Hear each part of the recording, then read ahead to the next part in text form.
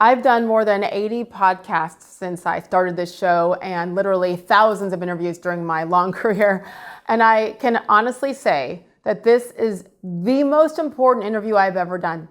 His name is Bigtree, and he's gone from producing network TV shows to producing investigative films, exposing the truth, in this case, the truth behind vaccines.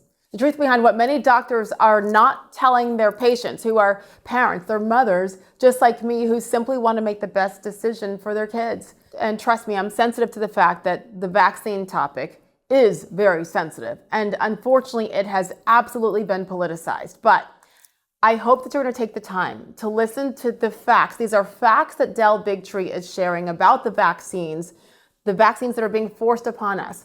From hepatitis B, the moment a baby is born, to HPV Gardasil, to COVID, of course, and then we went deep on the devastating increases in autism. Maybe most importantly, what can we do? What resources can we use to make the best possible decisions for ourselves and for our families? So my hope is that you will listen with an open mind and open heart, and that you learn as much as I did from this special man who is doing God's work, in my opinion, Bigtree, my guest on the Sage Steele Show.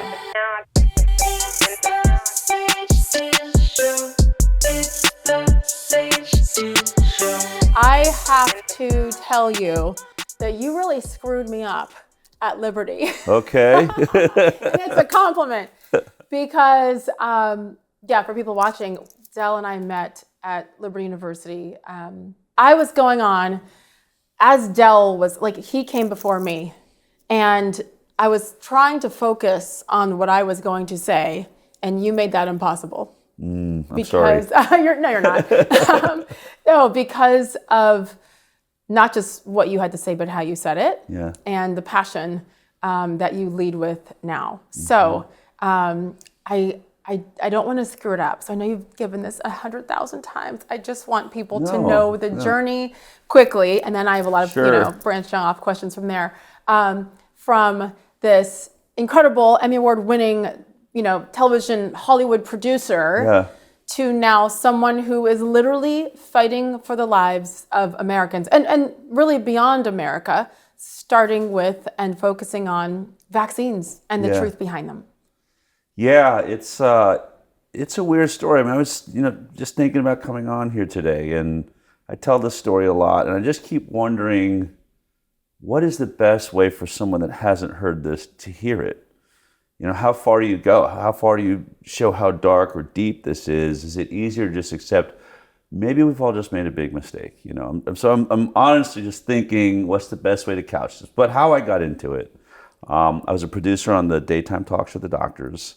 Won an Emmy Award celebrating the best that science and medicine has to offer. I love that show. It was a total blast.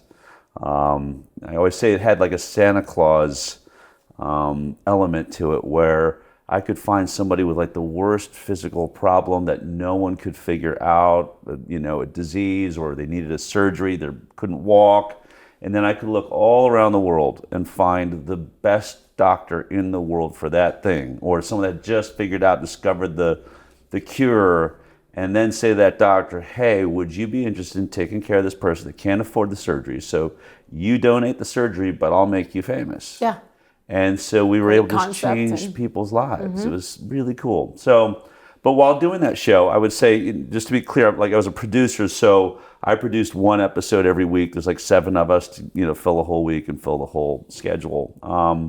And I was probably the most controversial producer on the show. The lawyers would always, rib me and be like, you cost us more money than anyone else, just because I always did the more challenging stories. I wanted to get into, if a drug company had a drug that was recalled, I would get into it, and why did it take so long? What did they know about it before it was ever recalled? Why did it take lawsuits? Mm-hmm. And so did shows on that, challenging it. I was one of the first ones to ever cover when glyphosate, which is the chemical in Roundup, the herbicide sprayed on all, 90% of our crops. When the WHO in 2015 ruled that glyphosate is probably carcinogenic to humans, which is the second highest cancer rating there is, second only to does cause cancer.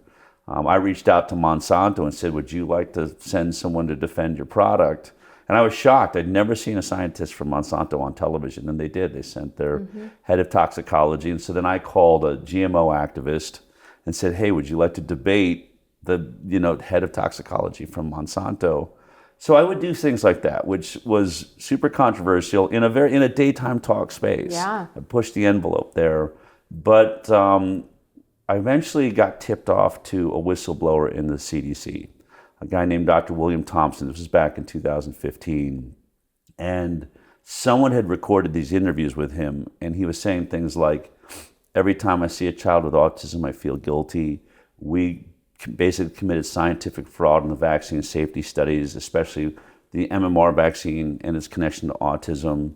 I can't believe we did what we did. I was like, what is this? And that investigation led me to making a documentary, and that was called Vaxxed, From Cover Up to Catastrophe. A lot of people credit Vaxxed with sort of igniting this medical freedom movement around the world. It was an international hit. We got kicked out of Tribeca Film Festival, which was just like a tidal wave of the worst press you could ever imagine, which was fantastic because people just made people really curious. I mean, we were in every headline, baby killers, no one should ever see this movie. And of course, that just caused a line down the block. Yeah. And I traveled with that film for a year. And what really hit me was about autism, really, and its connection to the MMR vaccine, measles, mumps, rubella, and this study the CDC did where they ended up really committing fraud. I would say that film doesn't prove that the MMR causes autism. What it proves is that 5 scientists in the CDC saw such a strong connection that they committed fraud on that study to hide it. And then that was in 2000, and we've never done a study since. So it was like, shelve it away. No one should see this. We can't, it should have at least ignited more studies into looking at it. But so we've never done a study since, but it is still encouraged. Right. No, we right? encourage vaccination. We say there's mountains of evidence. You hear things like, we don't know what causes autism, but the one thing we have studied is vaccines. Over the course of my work, there's nothing further from the truth. This is something, vaccines have probably less science around them than anything you can ever imagine. I know that's a really shocking statement. It's where I was like, how do I put this so that people can accept it? But I started a nonprofit that, as I was traveling with the film Vaxxed, one of the things I want to know what the line was down the block, and so at these, we were doing Q&As after every screening and just traveling all over the country. I decided, like the second screening, I said to the audience, would every one of the vaccine injured child please stand up? And it was like 3/4 of the audience stood up. And when I made the movie, I'd interviewed like 10 families. I knew I really did, and these weren't crazy people. These were like lawyers and doctors. They knew what they were talking about. They had videos of their child saying, I love you, mommy, I love you, daddy, running around the house, and then the vaccine, and they're screaming, and then they never speak again. So it was just, the temporal association is so vivid, you really can't say this is genetic, which is what all of the media is telling you. But when that audience stood up, it felt like the oxygen had been sucked out of the room. I just had no idea it was like this big a deal. And I asked that question 4 screenings a day, 5 days a week for an entire year, and everywhere I went. Every time. I could do it today. If I go and speak, I did the other day at an event. It's really, I was like, how did this get hidden? How did this many injuries get hidden from all of us? It's a really amazing thing. So then people were coming up after the screenings and saying, I want to tell my story. And so we just started rolling cameras everywhere we went. And we were really lucky. One of the I always say the God things that happened was right when we released that film in the beginning of 2016, Twitter had just really started this program, Periscope, where you could just live stream across Twitter, now X. And then Facebook decided to compete with it a few weeks later. And so we suddenly had this ability to broadcast live like we were a television show. And we just became this traveling, television reality show on vaccine injury and just rolled on people talking about how their baby died right after a flu shot, or my daughter was paralyzed after a Gardasil vaccine. I mean, every single vaccine was being implicated in some horror. And then we had a bus that said vax on the side of it. People started signing their names. We have thousands of really, and when you see that bus, you want to have it's really powerful. But people kept asking me, is it just autism or is it in the MMR? And that is the only thing I'd really studied in the film. And all I could say was, look, I have a lot of anecdotal stories of parents claiming every vaccine is injuring some child, many children, but that's anecdotal. I wanted to get to, where's the science on this? So I started a nonprofit, the Informed Consent Action Network, in the end of 2016, and hired scientists, experts around the world. I wanted to read and study every trial that had ever been done on a vaccine. And really focused on, we hear safe and effective. I didn't really care if it was effective. I'm going to assume they're effective. Because what's this ocean of injury I'm seeing? Yeah. How did they determine that they were safe? And that's what I focused on. And I think as a journalist, I don't know if anyone ever dove as deep as I have. I mean, I've spent years and years on this. I also had to hire an attorney, a constitutional attorney, because vaccines are one of the only products you can't sue the manufacturer.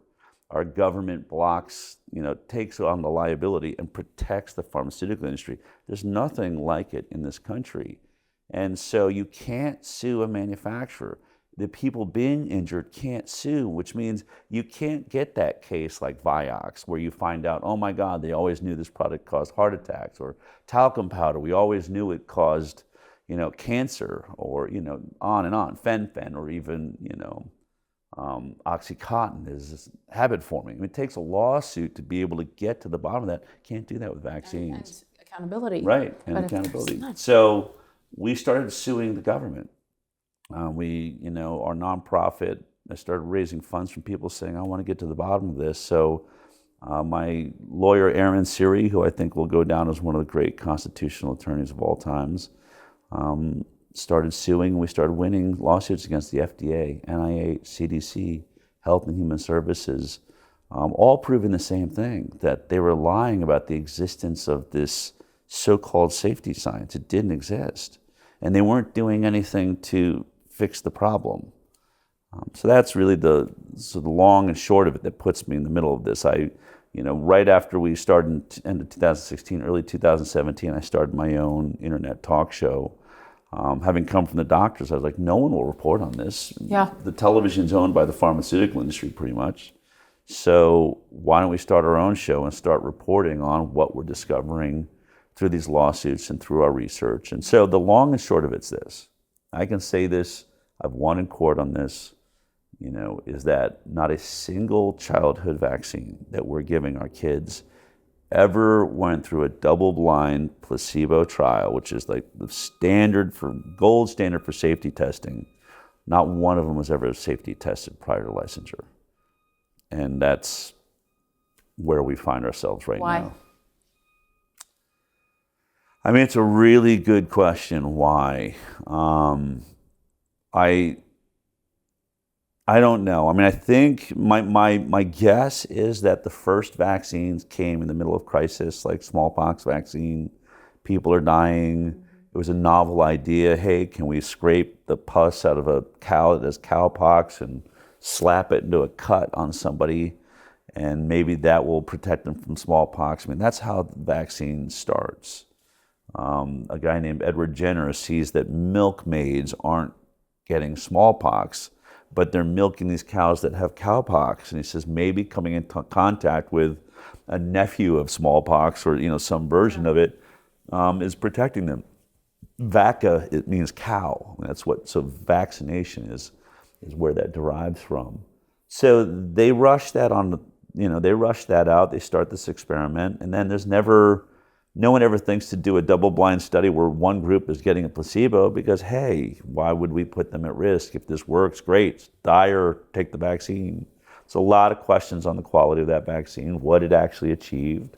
We know for a fact it caused smallpox and outbreaks in regions that may have never seen smallpox, but the vaccine program started it. But it was the beginning of, a technology. Polio, I think, similarly, there was just so much hype around polio that no one asked for a real safety study. It was just, can you make antibodies and somehow protect yourself from polio? And then I think, and this is a guess, we just got used to it being like an emergency measure. So then chickenpox was an emergency. Exactly. Frankly, measles was not an emergency. I mean, I know it's hard for people to hear that now, but I'll always say, just type into your computer Brady Bunch measles episode and watch how America thought about the measles back in, I guess it's that late 1950s, early 1960s. I mean, it had a laugh track. Every kid's getting the measles, and the punchline at the end is, boy, if you're going to get sick, you sure can't beat the measles. But now we hear it's deadly, right? Deadly measles, people dying. Oh my God, we're all going to die of measles. It's crazy. And that's what the television does, right? The television, owned by pharma, has taken a trivial childhood illness and made us believe it's deadly. But again, back to the point, we took trivial illnesses then and just started rushing them onto the market, I think. And then if you take away liability, which we did in the 1980s, 1986, then why do a safety study? In fact, what's crazy, Sage, is we actually incentivize companies to do no safety studies because the liability protection says you cannot be sued for any problem with the vaccine. Anything it does, if it kills, if it does anything, cannot sue unless you discovered something that the vaccine does. If you know about an injury or a side effect and you don't tell anyone, that's the only thing you can be liable for. So what you say to them is, wait a minute, so if I do a safety study and find out that this vaccine causes some side effect, that's the only way I can be liable? I'm not liable as long as I don't do any safety studies? And that's the situation we find ourselves in. How long have these companies not been liable? Since the beginning. So no. Not liable since 1986. 86. Yeah, not doing safety studies from the very beginning. So 1950s. For those of us who are newer to this being a concern, and I struggle with that, and we'll get to that, the kind of embarrassment and shame that is involved in not realizing and trusting for so long. How could you? I mean, honestly, when people, parents feel guilty, especially when their children are injured, and they watch it with their own eyes, but where were you supposed to find that out? I know. Every news anchor is telling you this is the greatest invention of the 20th century.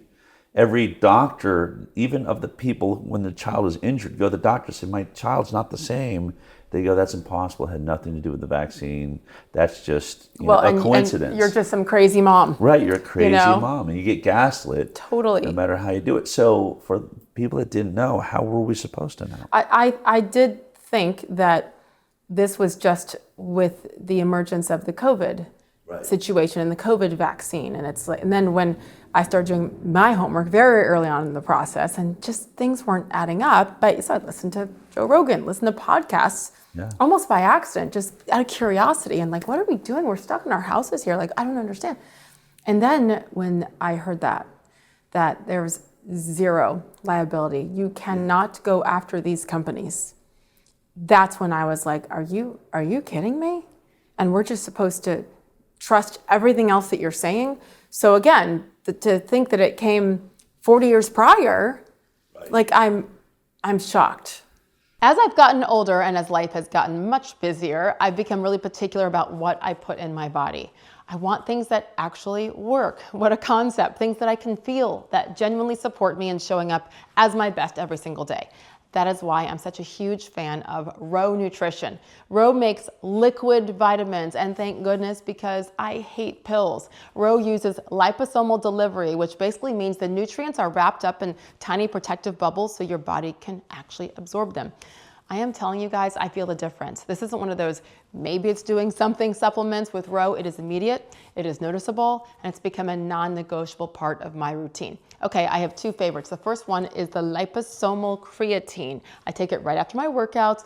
And listen, creatine, it's not just for bodybuilders. Obviously, us women should be taking it too, especially as we age. It supports strength, recovery, lean muscle, and I actually really noticed a huge difference in how quickly my muscles bounce back. There's no bloating, there's no chalky powder, it's just a clean liquid shot that absorbs the way it should. So this is one. The other one that I absolutely love is curcumin and resveratrol. This one is awesome for healthy aging.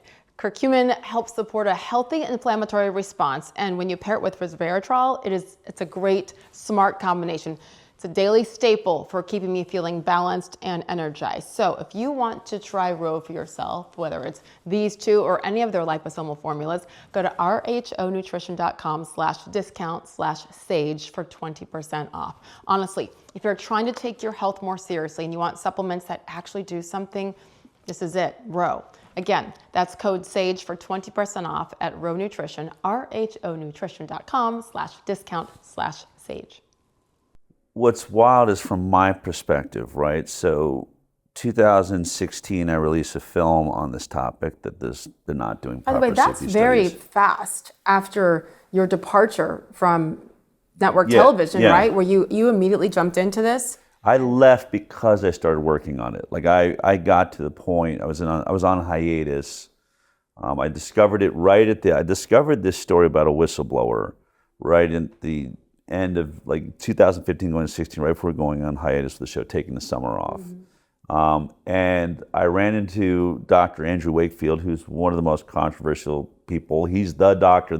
When you hear that fraudulent doctor that connected the MMR vaccine to autism, he had already been working on the documentary when I met him. I was looking into the documentary through an unbelievable set of, you could call them coincidences, they felt like miracles to me, like miracles that brought me to him through, it's really an unbelievable story. But we connected and I was like, wait a minute, you're already working on this story? It's like, I've been working on this documentary for a year and a half.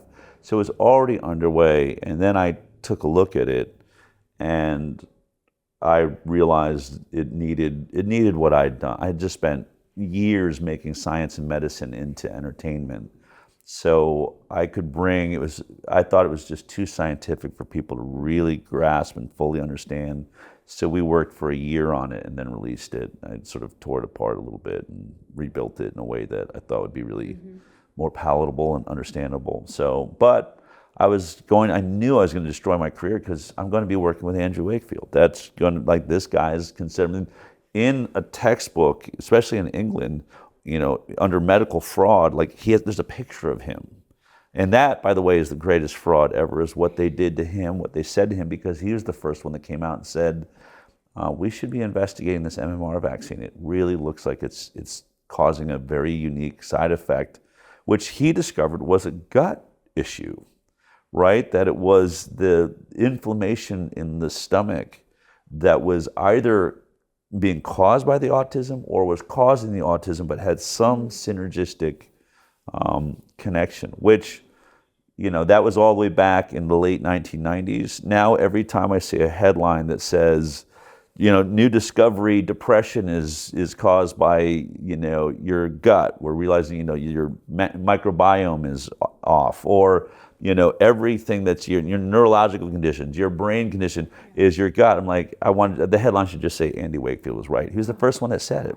He was the first one saying it looks like our stomach health is affecting our neurodevelopment and brain health. He's a hero. I think he will go down, I believe he'll go down in history as a hero, but he has spent a life being called a fraud, which is, it's amazing to be around someone like that still smiles and gets up every day. Yeah, how well do you know him? Very well. So how does he handle that?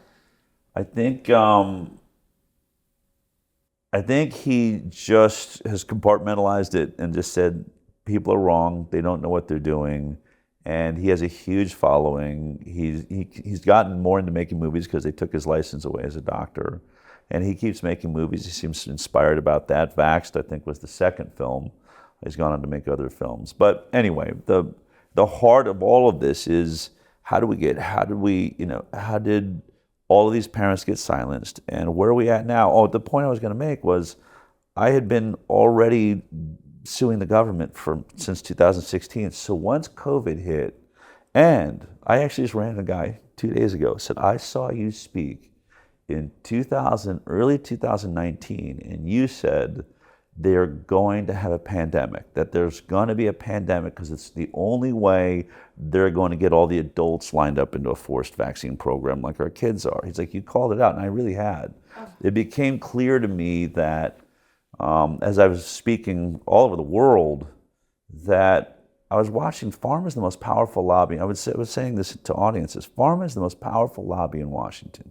It's outspending oil and gas 2 to 1. For every dollar that oil and gas spends to buy government officials, and we fight wars in the Middle East for that money, pharma is doubling that. And I was like, what do you think they're buying? What is pharma buying? Do you think it's like the ability to make drugs? It's the ability to control our regulatory agencies, to protect themselves from any issues.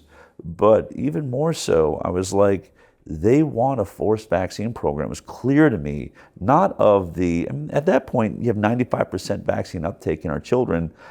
What money were they going to make from getting that last 5% of the hippie kids vaccinated? Yeah. It was about an adult vaccine program. It's about 340 million Americans lined up and being forced to take the same amount of vaccines our kids are, which is roughly 72 vaccines inside of 18 years. They want every adult on that program.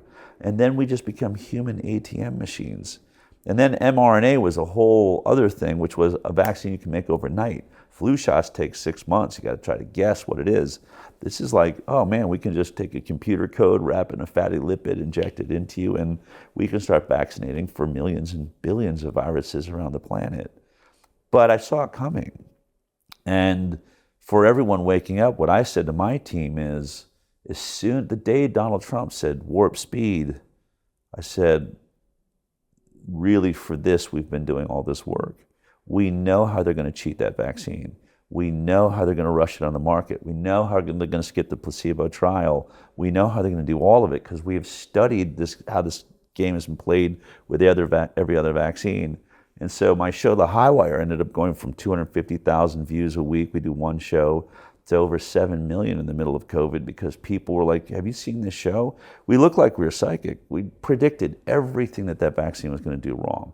We saw the issues with cancer. We saw the animal trials. None of the animals were surviving the animal trials for 15 years on COVID. But, so... What did you do during COVID then? When it hit, what did you do? I will be honest that for a couple weeks, I put on a mask. When I saw the videos of people in China falling face first and bouncing off the ground, I was like, what the heck is this? But it became really clear. We started crunching the numbers that was hitting Italy. Wait a minute. And where's the rest of China? Why is it only in the Wuhan area? It didn't sweep all of China. There was just things that did not add up. Then Italy, and then you had that cruise ship that landed in Miami. And we looked at the numbers there. I said, this thing has not got the death rate they're saying. There's a huge lie going on here. So at that moment... They talked about New York City and all the bodies piling up everywhere and hospitals, and they need to bring in trucks and ships. A ship, and the Jarvis Center was, beds, 1,000 beds, not one of them ever used. And I know we all want to get past it, but this is still, it's a part of our DNA now, and it's very scary. If we don't really realize what happened there and how it happened, how are we going to avoid it again? But I was just thinking the other day, we were told, oh my God, the doctors are overwhelmed. It's so overwhelming. But we were watching videos of 35 doctors all choreographed in a dance in their hospital, these videos going on. These aren't dancers. A dancer would take several rehearsals to pull off choreography like that. Doctors were doing it. How much time did you have on your hands to make videos? The whole thing is so bizarre, but But you saw it ahead of time. Once the numbers must have been dwindling for them as far as the number of people getting the vaccines, and they knew that they had gained enough of the trust from us that they could put something like that out there and we would jump. Yeah. And even you put the mask on. I did. Yeah. We all did. And then you're gaslit with when the vaccine does come out, No, and you don't want to do that took it. a year, right? Yes. It was a year in the making with that vaccine. And so all that led up to that, all the social distancing, the lockdowns, none of it, we were reporting none of this is scientific. It doesn't make sense. There wasn't a study in the world that showed that a mask can stop a particle as small as coronavirus. I was reporting on that. We reported on a junior high student that appears to be the source of 6-foot distancing. It was just an experiment in junior high as a science, lab or something. Didn't Fauci even acknowledge that? Yeah. That Just made it up. just made it up. We just made it up. I was at dinner with a friend recently, and she said that. She's like, you know what? It's over. We just need to move on and get over it. And I got upset, and I was like, no.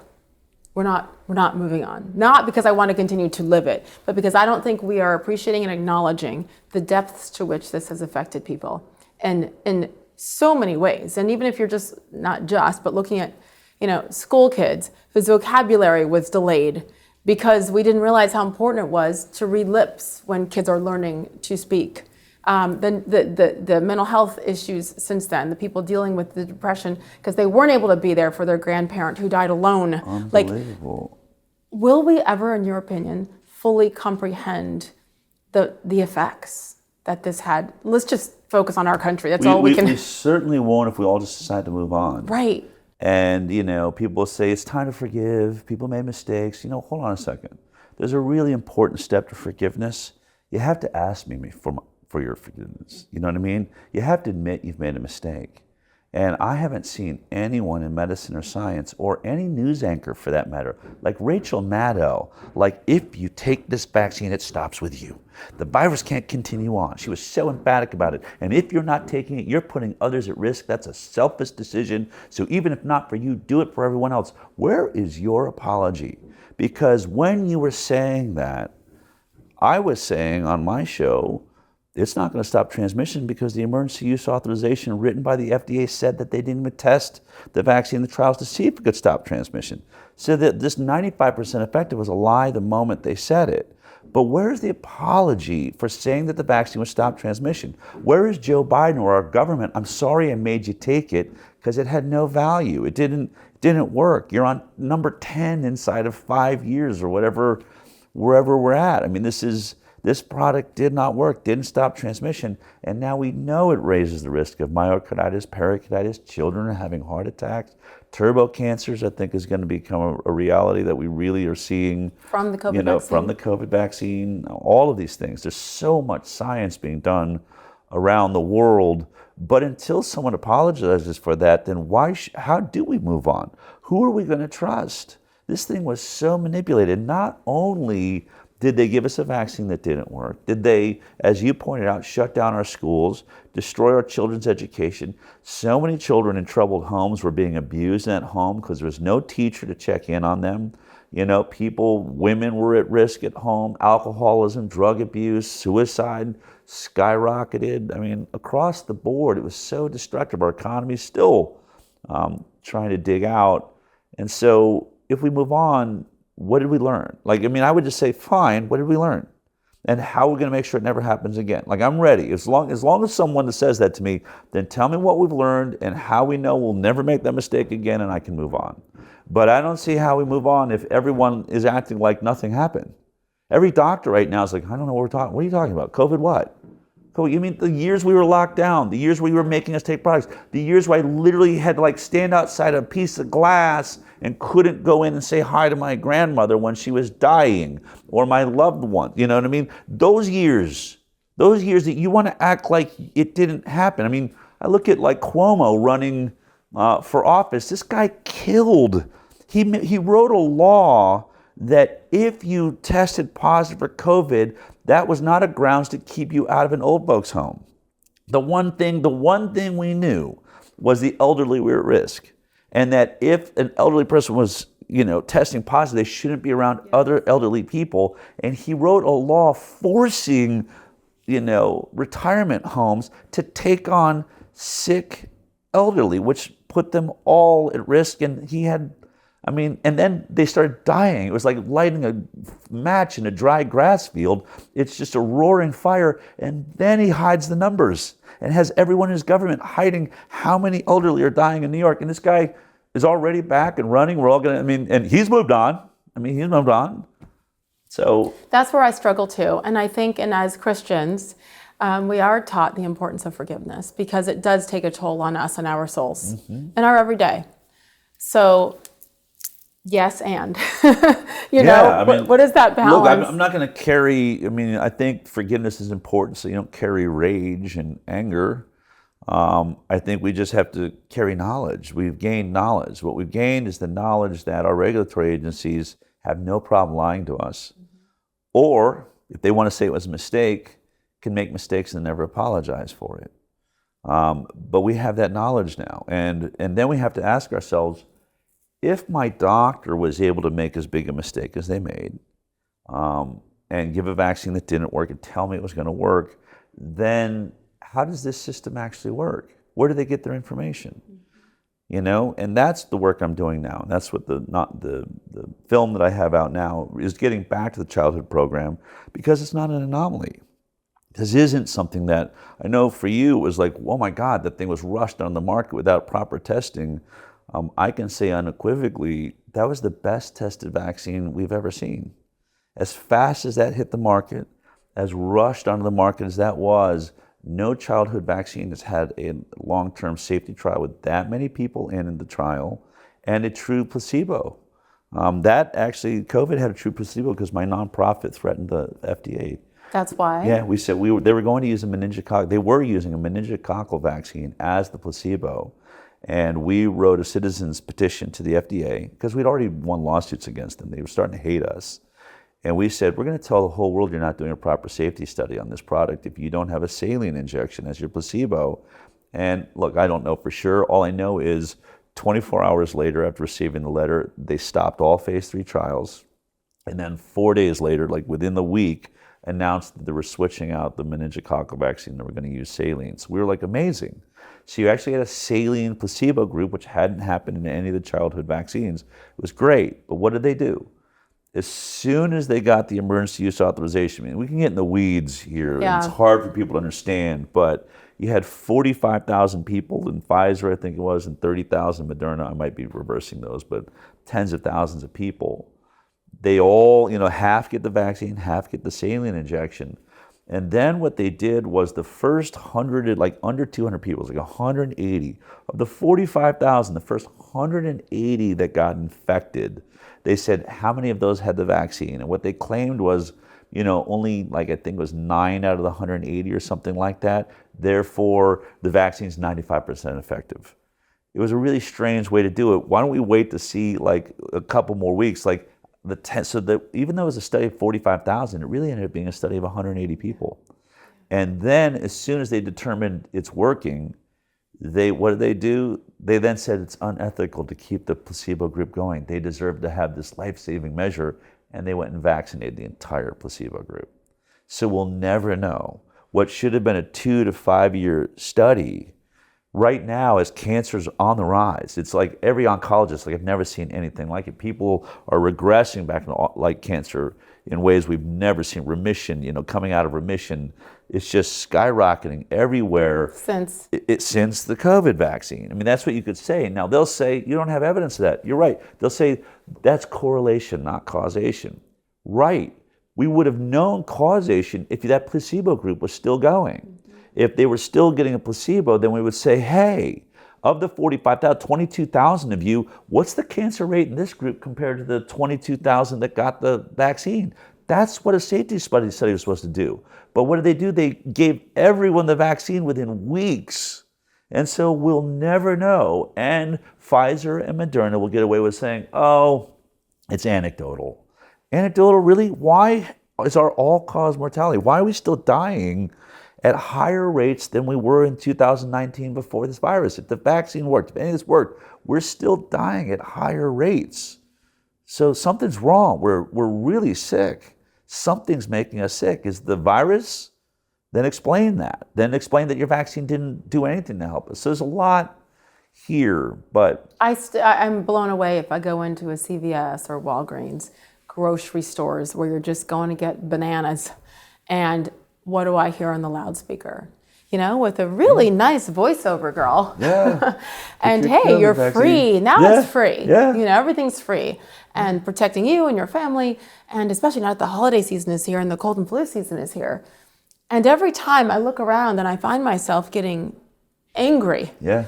Because of what they have intentionally done, and again, with no accountability. Yeah. So as I'm walking through these these businesses, like, what can we do besides not take it, right? Yeah, what do we do? We're going to have to reassess the world that we live in and how we're living in it.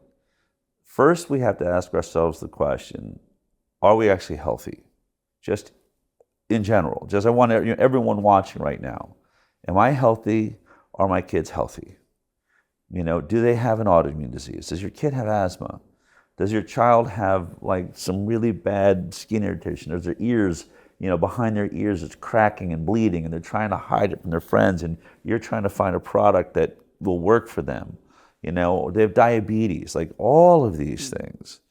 And odds are one of your children, if you've got 2 children, odds are your child is sick because we're now at 54% chronic disease amongst our children in this country. 76.4%, Robert Kennedy Jr. just announced the CDC numbers for adults with chronic disease. So we've never seen anything like this. We're all sick. And so under those circumstances, what I would say is, can we take our doctors, can we take the CDC and the FDA and everybody and take them off of this throne or this pedestal we've had them on, that they are making me healthy, that they know more about my body, that because under their watch, we have seen the greatest decline in human health that's ever happened. The numbers show us that in 1986, right before they gave liability protection, we were giving 10 vaccines to our kids between the age of, 0 and 18 years old. That skyrockets to 54 vaccines now, and that was pretty quickly. It ramped right up as soon as they had no liability. I think by early 2000s, we're getting 54 vaccines, 72 doses because many of the vaccines have 3 elements in them, right? And so at that time in the 1980s, our chronic disease rate in our kids was 12.8%. So just over 10% of our kids, 1 in 10, had a chronic disease. Then we give all these vaccines, and suddenly our chronic disease rate by 2011 was 54%. And so people will say, how do you know it's you're blaming the vaccines, Del, but a lot of things happen at that same time. We have the introduction of PFAS, forever chemicals. We have the introduction of bisphenol plastics. We start using glyphosate, Roundup over all the crops that we're eating. We're injecting our beef with hormones. Fluoride in the water goes back further than that, but we should probably put that in the mix of environmental toxins.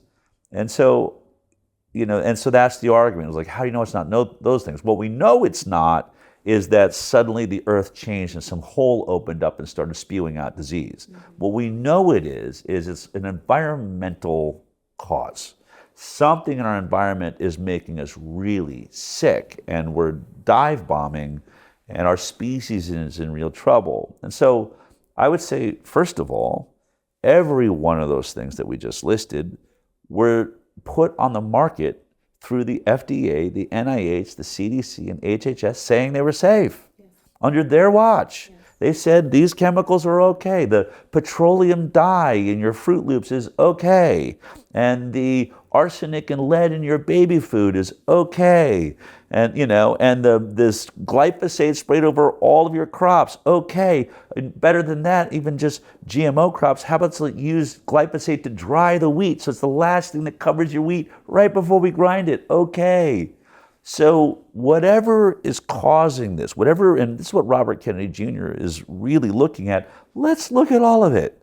Let's not choose sides here. Let's put it all on the table and study each one of these, toxic, elements that's in our environment. We're eating it, drinking it, breathing it, sleeping in it. But, no matter what, the blood is going to be on the hands of our regulatory agencies. And if it ends up being vaccines, then every one of our doctors is implicated in it. And I'm not saying it's on purpose. I think they believed in what they're doing. But here's what I would say about vaccines. If 54% of us have chronic disease, or actually kids, and 76% of us have chronic disease, and at the heart of that chronic disease is really autoimmune disease, or you can call it immune dysregulation, right? Watch the commercials. Watch the pharma. I always say pharma controls your television because it's buying all the commercials. Count what percentage of the commercials that are playing are pharma. That's how you know how much of that channel they own. If it's 6 out of 10 commercials, they own 60% of NBC. Everyone's being paid. That's how they get paid. There's no funding coming anywhere else. That commercial, so pharma owns everything you're watching. But it's all autoimmune disease.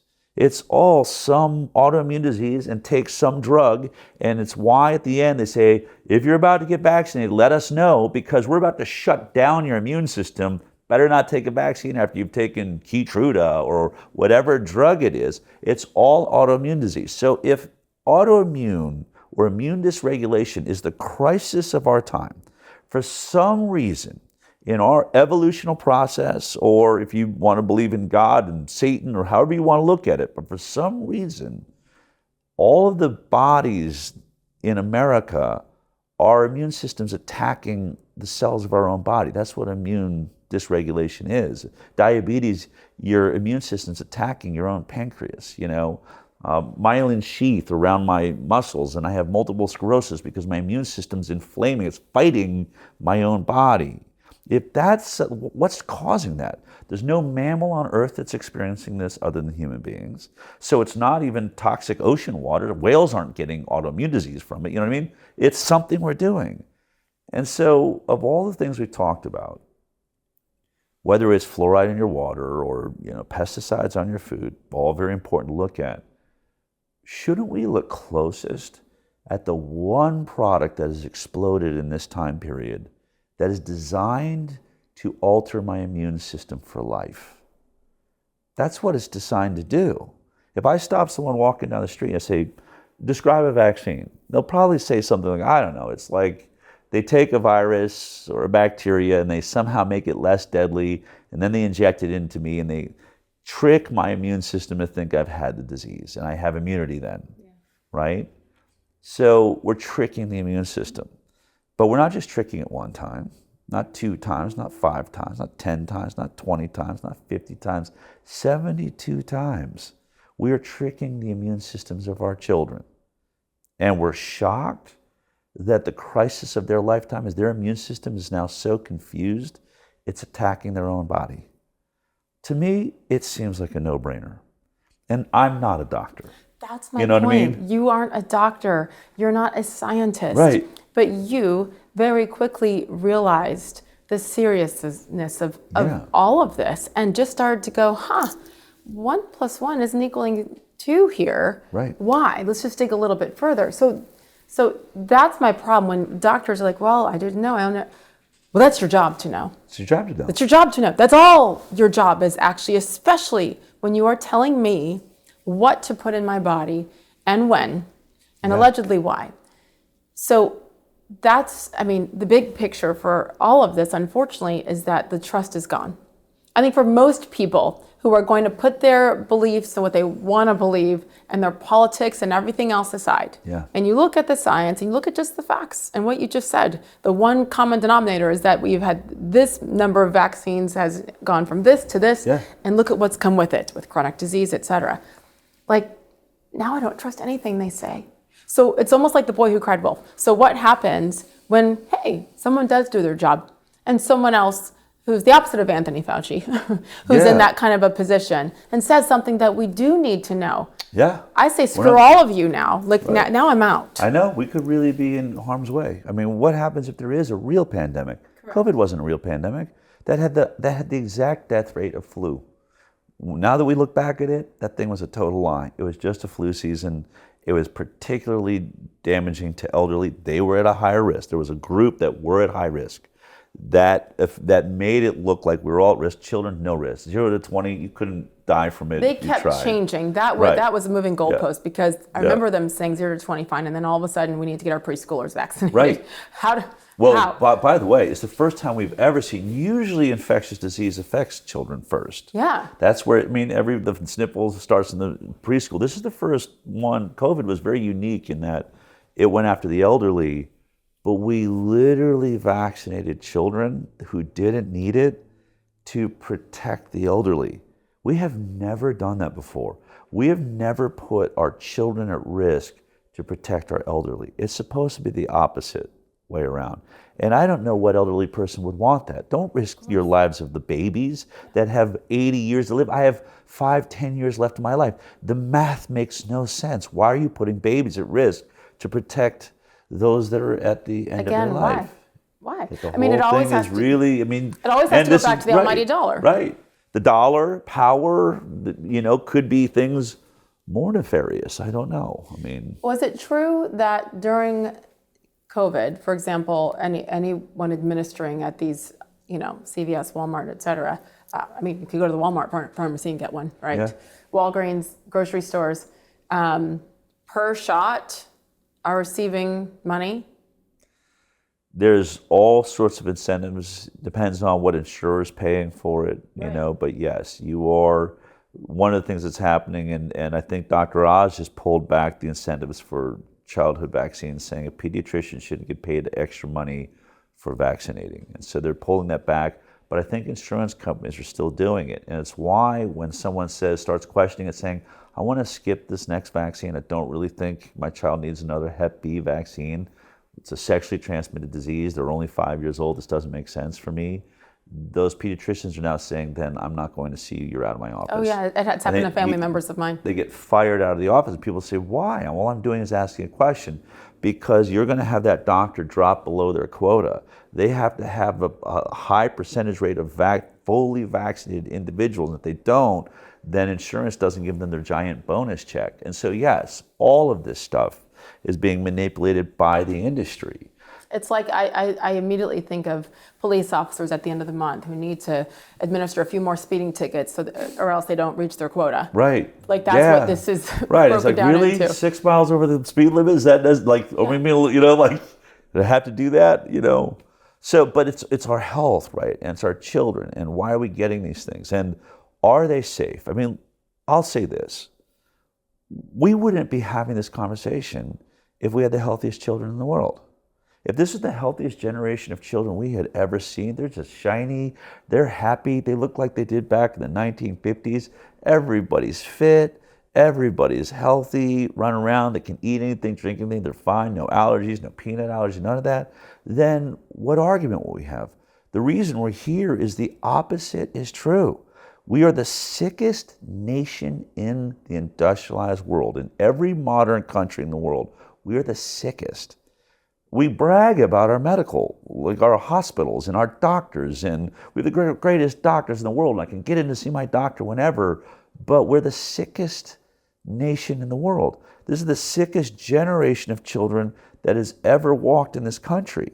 We have more babies die on the first day of life in the United States of America than every other industrialized nation in the world combined. Combined. Why can't we keep a baby alive on their first day of life? Something is really, really wrong. And so that's why we have to look at this. And when I bring up that no vaccine's ever been through a proper safety trial, which is, it's now, that was called misinformation. If you punch in my name, I have the ugliest Wikipedia you've ever said. I think within the first 2 sentences it says misinformation 4 or 5 times. It's becoming less and less misinformation. Now they're changing their story. Now most doctors will admit it is true. We haven't had a placebo trial of any of the current vaccines on the schedule because we tested those against the old version of the vaccine, but that old version was tested against placebo. This is the new line. So we backed them into a new space. That's a lie too. They never did that either. And I just on my show, I challenged Grok. Yeah. And Grok has come back and said, you're right, there was never any placebo anywhere. So if we've never done any safety trials, then we have to reassess this. But doctors will say, well, we've proven they're safe because we've used them for 50 years. Right? That's what they'll say is, we don't need to do safety trials now. They've been in use for 50 years and look how healthy like, wait a minute, are you using the health of America's children as your proof that this product is working? Because they're the sickest children we've ever seen. We just said 54% chronic disease. It's the worst in the world. And then they'll say, well, you can't blame that on vaccines. Like, hey, buddy, you're going to have to pick a side. Yeah. You're either going to say the health of the kids is what you're laying claim to, or their sickness is what you're laying. You can't have both. So that's why the film that I've made, An Inconvenient Study, that's why the study at the heart of this is so critical. There's only one thing we can do right now. If vaccines happen to be the major culprit as the parents of the millions of autoimmune disease suffering and autistic and ADHD. So many parents, like, it happened right after the vaccine. I watched it with my own eyes. Look, we got to be able to figure out that's true. We have eyewitnesses. That mean that's what happened? Not necessarily. But how can we get to the bottom of it? If you never did a safety trial, I can't see what you would have learned in a safety trial. Suing you won't even do any good because you never did any studies, as far as I can tell, that you would have known anything at all. So we're going to have to test. If it's vaccines, how do we figure that out? And that's what is the heart of this study. I challenged the head of infectious disease at Henry Ford Health, one of the biggest research institutes in the world. Back in 2016, we were having a dinner, and it was amazing. He sat at dinner with me, but I was traveling with Vaxxed, and I said, look, you think vaccines are great. I am interviewing so many parents, it's crazy that vaccines, they say, injured their child. Why don't we get to the bottom of it? Why don't you do a study where you compare vaccinated individuals with completely unvaccinated children? And let's just take a look at the health outcomes and see who's healthier. And he agreed to do the study, which makes sense. There should be, you would imagine, I mean, what's amazing is you would imagine this study's been done 1,000 times, right? Hasn't. I feel like there's so much more testing on, makeup yes. that I'm putting on my there face is. By, let's see how the rats survive for 6 years with this foundation. That's what it feels like. That's what I'm learning. It doesn't feel like that. That is. I can prove that through scientific evidence. They're testing everything more than they're testing a childhood vaccine. I mean, I'll take it here. If one of the big conversations in America is right to try. I want the right if I'm dying of cancer or AIDS, but if I'm 4-stage cancer and there's a trial going on, it looks like they're having good results, I want to try that drug. I want to be able to take, but up until now or recently, they'll say, we're in the middle of a safety study right now, a long-term 5 to 10-year safety study on a cancer drug, so we can't have you take it until we've proven it safe. This person's like, I'm dying of cancer. I will not live long enough for that trial to be over. I'm willing to take the risk. I want to take the risk. And our FDA has said for decades, safety is so important, you're just going to have to wait. Meanwhile, that's a drug.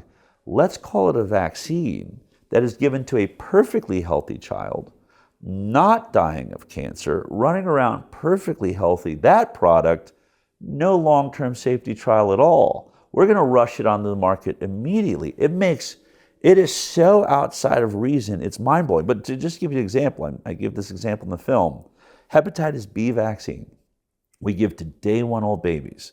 They'll call Child Protective Services at a lot of hospitals and say you're putting your baby at risk if you want to leave without this vaccine. Okay, hepatitis B, sexually transmitted disease. This disease you will only get if you're sharing heroin needles or sleeping with prostitutes. I mean, it's literally made for, sex rave participants. In New York and big cities, like, you should probably take this vaccine because you're living a very risky life. But a day 1 baby, what risk do they have? I mean, I don't know. I mean, I almost want to I'm thinking of making a commercial. I've got like a infant shooting up with heroin and sleeping with prostitutes just to make this point. Like, in what world does this kid need this vaccine?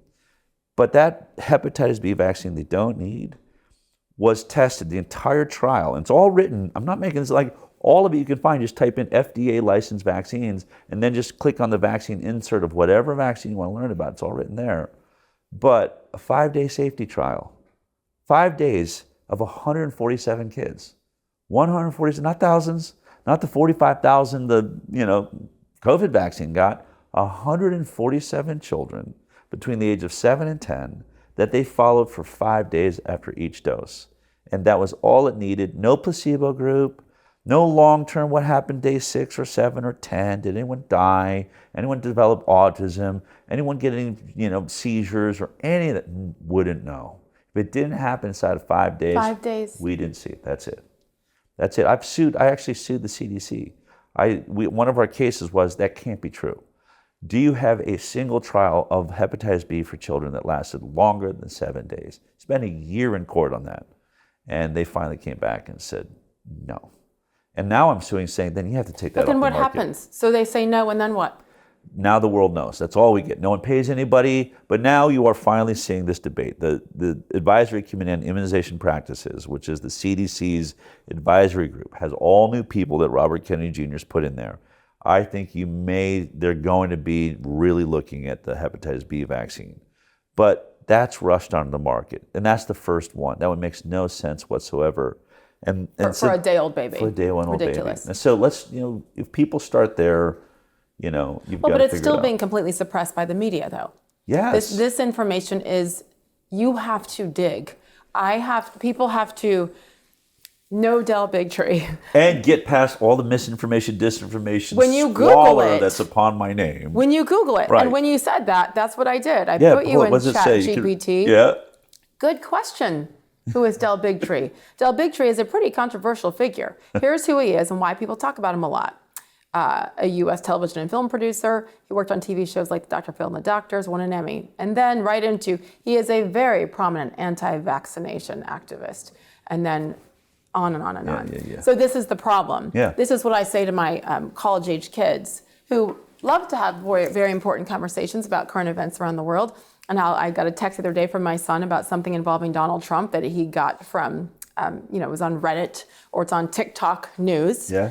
And that's how they consume their news. Yeah. So that's the problem. If they're being told this is the truth, no wonder, which is okay. Thank you, Mark Zuckerberg, for acknowledging only after you were basically pinned in the corner, right? Yeah, they were censoring people that were telling the truth. Yes, or who just wanted to ask questions. Right. That's all it was, is a curiosity, because I'm not smart enough to have known any of this. I had Riley Gaines on my show a couple of weeks ago. I saw that. And the crap that she took, the abuse that she took for saying that she refused to give her baby the hepatitis B vaccine. It's blown away. Yeah. I'm blown away. It's one thing to say, I disagree with her, I'm going to give it to my baby, you do you, Riley. Right. It's another thing to attack and gaslight and all of the things to a young mother who's doing what she believes, based on her research, she had to dig for it, is best. She's a smart girl. I mean, and again, you do you, Riley, but how about we have a debate? Yeah. How about explain to me why you think hepatitis B vaccine is good in your child? At a day old. At a day old. Like, I mean, certainly prior to any years where they might be sexually active or slipping out and doing drugs, right? I mean, hopefully, good Christian family, that's never going to be the case. But all right, it happens. But it ain't going to happen at 1 day old. It's not going to happen at 2 years old. It's not going to happen at 5 years old. Like Riley has some time to think about this, is the point. She also said that. Right? For today, this is my decision. She has some time to think about it. Anyone that would say it was reckless to do what she would do, what is reckless is injecting a product you know nothing about, that your baby absolutely does not need by any stretch of imagination, unless you're a mother, for whatever reason, that has hepatitis B, okay? And that's different.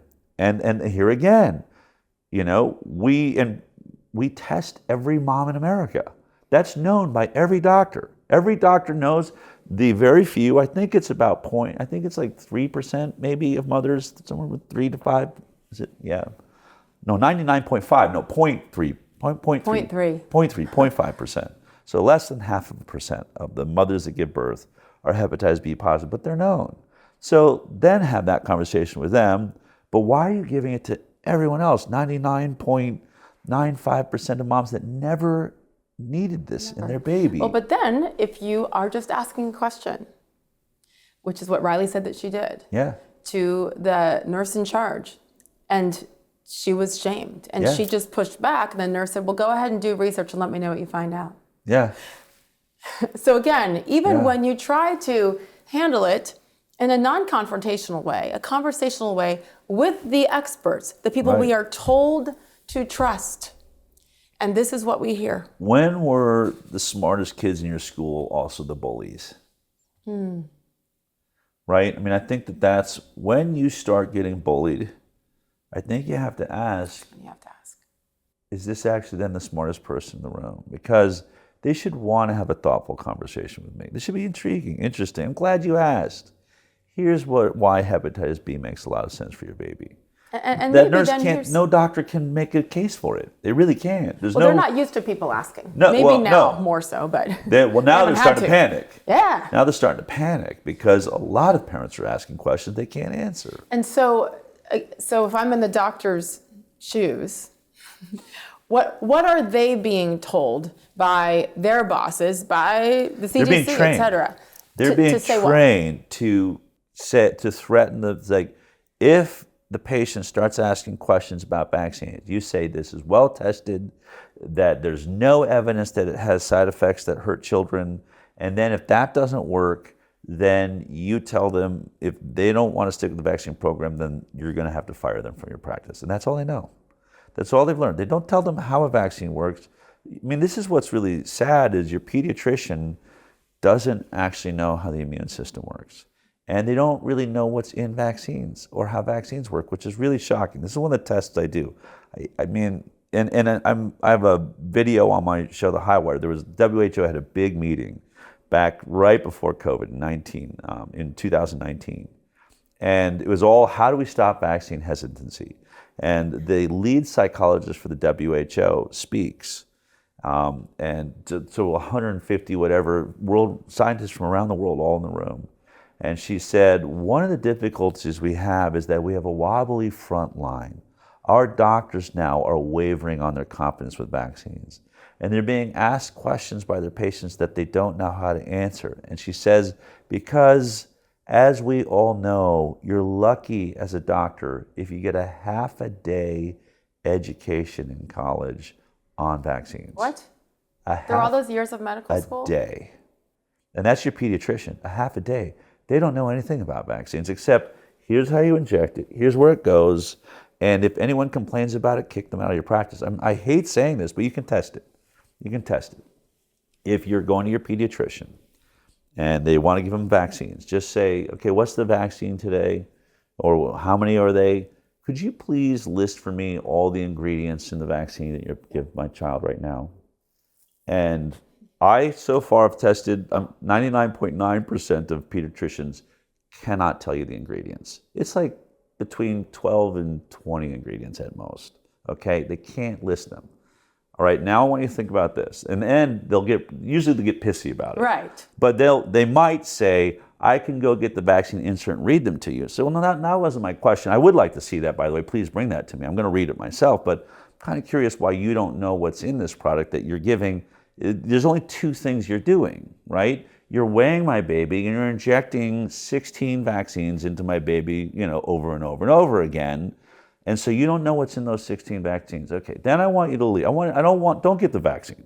Just say, I'm coming back tomorrow. Take all the inserts with you. Go read what's in these things and all the side effects that your doctor's not telling you about. But I want you to go find just a decent restaurant down the street. Walk into the restaurant, sit down, and then say to the waiter that walks up, usually probably you're lucky if they're in college, may not be in college, but just say, I've got a bunch of food allergies, I'm kind of sensitive. Could you list for me every ingredient that's in this dish on the menu? And watch them do it. And then look at the menu that has 100, not 16, 100 different dishes and say, how about this one? What's in this? Well, if you have a nut allergy, that we are using sesame oil on that one, they'll go through it. 15, 20 ingredients, right? Yes. And then ask yourself, this waiter, I'm lucky if they have a college education at all. This doctor only does one thing and never took the time. No one never thought it mattered. How is it you don't know what is in this product that you're injecting into my baby? And then when you do look into it, when you do read it, you're like, oh my God, I've got monkey kidney cells, I've got hamster proteins, I have hearts of worms, and for any Christian in the world, I have aborted fetal DNA, dead baby, chopped up dead baby parts are in the vaccine, on top of polysorbate 80, aluminum, mercury up until a month ago when Bobby finally outlawed mercury from all vaccines.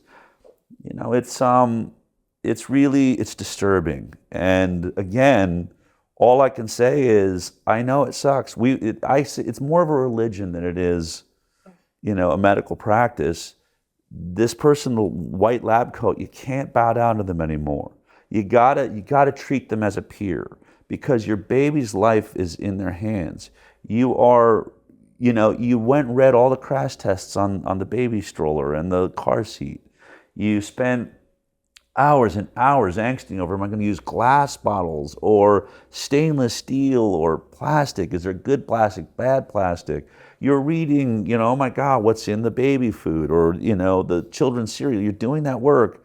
But when it came to this product that's going to be injected in the bloodstream of your children, we just handed our kids over and said, okay, I don't know anything about that, you know. And so I would say it's unfortunate, but we're going to have to look at that differently. Why am I choked up? Why, like, I'm so mad. Yeah. I feel like an idiot. I'm so mad because I trusted. When I go to these doctors and you ask a question, then you feel stupid. So you just do it because they're the smart ones. Because they bully you. Yes, and 10 years, like I just said yes to it 10 years ago with HPV vaccines because, you know, 10 years ago my kids were that age. Yeah. Then you just do it. And they lie. They lied to us. And I don't know, so far my kids are okay, but I know many. Thanks, David. Why am I crying? And I think of the many people who have dealt with so many heartbreaking things because we trusted. And it's one thing if it's a mistake. These aren't mistakes. This is intentional.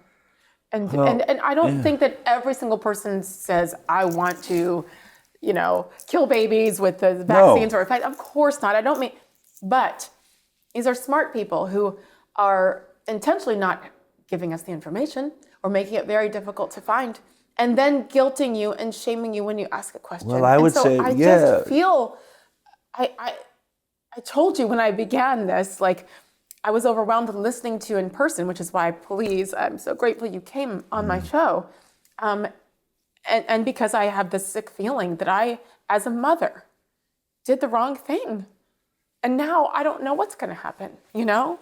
Well, I mean, just to ease your concern, we live in a very, very toxic world. And we're all learning new things we have to do to try and get rid of the toxins we've already gotten into our bodies, mistakes we've made. This is just another one. It's not the end of the world. And we can all start from here and say, okay. But I want to, because people are watching, and it's what I said when I was thinking of coming in here, it's hard to hear that your doctor is doing this on purpose, and I don't think they are. Not all of them, maybe. Right? No, but I think the CDC, I think the Fauci's, I think those people. High, right? This is like any religion. If you don't open the Bible, you're going to just trust whatever you're being told. Most doctors really think what they're doing is right. They really think that vaccines save lives because they're uneducated, right? What they don't know. It's sort of like when you train military. You train young military to charge a bunker. If they ask why, you're like, that's not for you to decide. The generals all decide. That's how doctors are being treated. Will you just give them this damn vaccine stuff? Don't ask us questions. Don't let them ask you questions. This is bigger than something you understand. It's virology. It's human, and they're being shamed. You're too stupid to understand. You're not Stanley Plotkin. You're not, Anthony Fauci. So don't try to be. Just be a doctor. make sure they take the thing. And that's how they're being treated. It's why so many doctors are jumping ship. It's why 9 out of 10 doctors is refusing to get a COVID vaccine right now, and they don't understand what's going on. Why is it I was always told to just give these things? Now I don't feel good. Now I'm getting sick, or things are happening. So the world is changing, but it's not. They're bullying because they got nowhere else to go. They have no information. They've been robbed of information, just like you have army men charging into war. They're charging into a war on infectious disease with no knowledge of how this thing's working. And so now we're changing. And to your emotion on it, there's once I met a mom once who was deep into medical freedom and the issue, but she said, you know what brought me to it? She said, one day my family's all doctors. She said, one day I realized I found out I was pregnant. I got a pregnancy test. And I was like, oh my God, I got to get a flu shot. Like, it was just how I was trained. I'm pregnant. I better go get a flu shot. I immediately called my, local, I think it was her OBGYN. I want to come in. I need to get a flu shot. I'm pregnant. She calls her husband. I'm pregnant. Yay. And so she goes racing to the doctor's office. And she's like, I sat down, and the nurse comes walking out with the vaccine, and she's like, there was one thing I'd heard, that there were some flu shots that have mercury and some that don't. So she says, oh, is this the flu shot with mercury in it? And like, oh, no, we don't have the flu shot with mercury. And she's like, okay. And she's like, I was about to, you know what, because I'm really concerned for my baby, can you just bring the insert so I can read it? And so they brought it out, and she opens it up, and she's like, it says thimerosal. That's mercury. So like, it's all I knew. I didn't know anything else. I was a total pro-vaxxer. I'm hours into knowing I'm pregnant. I'm there to get a vaccine, but I'm like, I know I don't want this. I don't want mercury going into my fetus. And I just asked you, So then she calls her, the other doctor, her general, that she's been with her whole family, decades with. She's like, I just had this traumatic experience. My OB, I need a flu shot. I just want one without mercury. He said it didn't have mercury. It did. Do you have flu shots without mercury? He's like, yeah, come on over. So I go over to my family doctor I've been with since I was a kid, and I go in, I sit down, and she said, they're bringing the vaccine out. And she's like, you know what? Can I just see the vaccine insert that came with the vaccine? He's like, sure, honey. Goes out, brings it out, hands it to her, and she opens it up, and she's like, it says thimerosal. And he goes, well, I'll be damned. I've been given that vaccine for years. I didn't know that. And she said, I went home and cried for 24 hours straight, because it wasn't just that they didn't know. It was, how long I've been trusting these people with my life, and they don't know what they're doing. She's like, my whole world collapsed. It was like God disappeared. Like, what do I believe in? And I think that that's what's happening to a lot of us. And that's what's happening to you right now. We have put our faith and trust in our children, in these people's hands, and they just don't know what they're doing. There was a young man, you showed the video during your talk at Liberty. It wasn't Colton Hudson? Colton Barrett. Colton. Yeah. And what went from an athlete and motocross, star, to paralyzed. Yeah. And then took his own life. Yeah. If it's okay, I'd love when we do this edit to show that. Oh yeah, well, story. absolutely. But if you I'll give you the video. Colton was a 13-year-old healthy, strong boy. He loved anything that has to do with an adrenaline rush. Motocross was his passion. The doctor says, hey, he's the age that you should get the HPV vaccine. I said, okay. So he was administered the vaccine. That evening, when he sat up to take a drink of water, he just flopped back, and his head just hit the pillow, and I went, Colton, are you going paralyzed? They immediately took him down to Primary Children's Hospital in Salt Lake. Original diagnosis was transverse myelitis. When the doctor came out and asked me, has he been sick? I said, no, he hasn't been sick. He had the HPV vaccine on February 1st, and they went, oh. Well, we'll be reporting that to VARS. It does suck, like, not being able to play sports anymore. Now I have to sit on the sideline, just watch everybody. You gotta do your research, like, you can't just trust a doctor anymore. Do your own ways to find out what's best for you.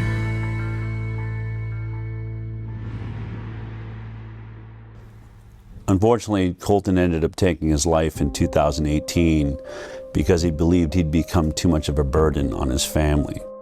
But the thing I remember was this box that was hanging on his side that was breathing for him. And it went through a tube that was going through a hole in his throat. I thought about all of the people that accuse these so-called anti-vaxxers of bringing back polio or the iron lung. Once vaccination rates fall, you're going to have a lot of people getting sick and a lot of children paralyzed for the rest of their life with polio.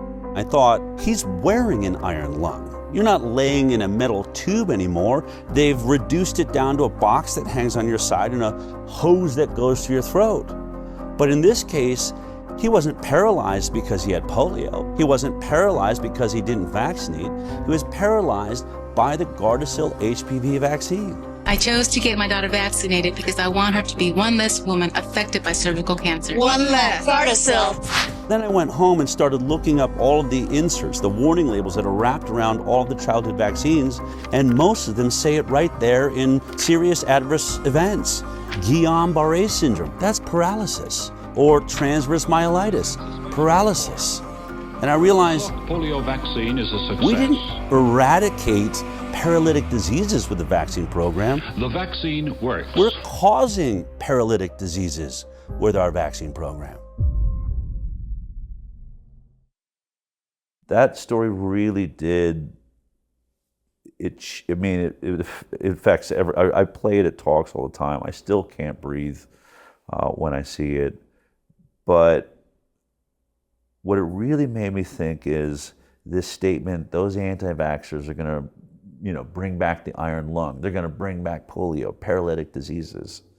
And that's what was running through my head as I was watching that. And said, this poor kid, he's not in an iron lung. You're not in a tube anymore. It's a box that sits on the ground with a hose that's going through a hole in his trachea. This is from the HPV vaccine. HPV Gardasil vaccine. And he's not the only one that has that story. I've interviewed several kids who were paralyzed and some that are dead after Gardasil.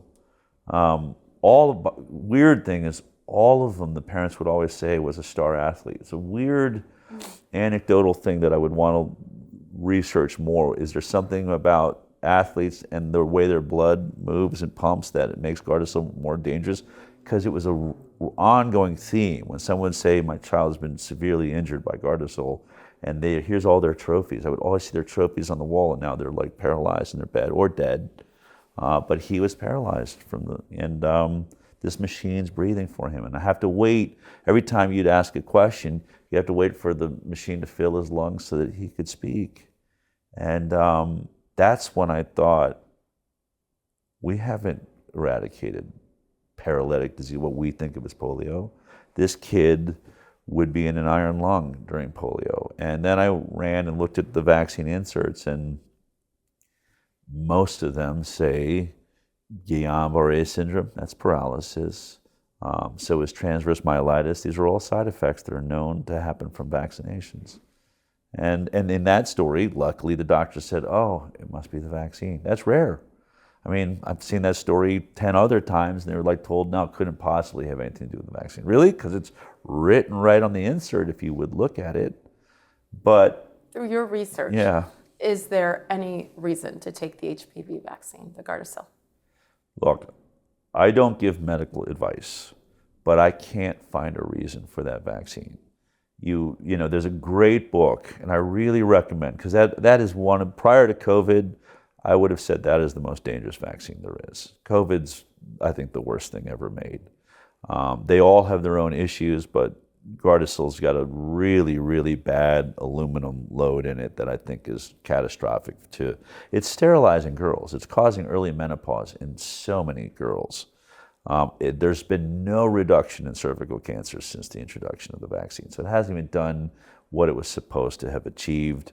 And you have massive side effects from it. And there's a book called HPV Vaccines on Trial. Any parent that's thinking about it, take the time. Take the time to read that book, because it goes through exactly how the trials were done. And it's so gross when you see how they ran those trials. They literally, in one of the trials, gave a placebo group nothing but a shot of aluminum, which should be illegal. That should be illegal. It's a known neurotoxin. You cannot subject someone in a study to, it either has to have no effect on the human body or a potential benefit.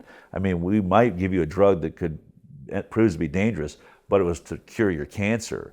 They gave innocent girls shots of aluminum. Why? To compare against the Why? vaccine. I know you can't get in their heads right now, but yeah, why not saline? Like, why not an entire group that receives saline? That's what a proper placebo. Why did you give them a known neurotoxin and likely the most dangerous part of your vaccine? Because they're cooking the books. They're saying, hey, see, look, it did just as good as the placebo. That wasn't a placebo. That was a shot of a known metal neurotoxin. So the trials are horrible. The end point was horrible. It never proved to stop cancer. And I interviewed a world famous OBGYN. He said, this vaccine was a vaccine that was never needed. He said, because any general practitioner or OB, if you have a patient that gets cervical cancer, you should be fired right away. Because we are doing pap smears and we're doing studies. We see the polyp long before it's cancerous and it's removed. This is the one cancer that was never an issue, unless it's malpractice, unless you're a doctor or you're never going to a doctor. But you didn't need this vaccine. If you're getting regular checkups, you'll never get cancer.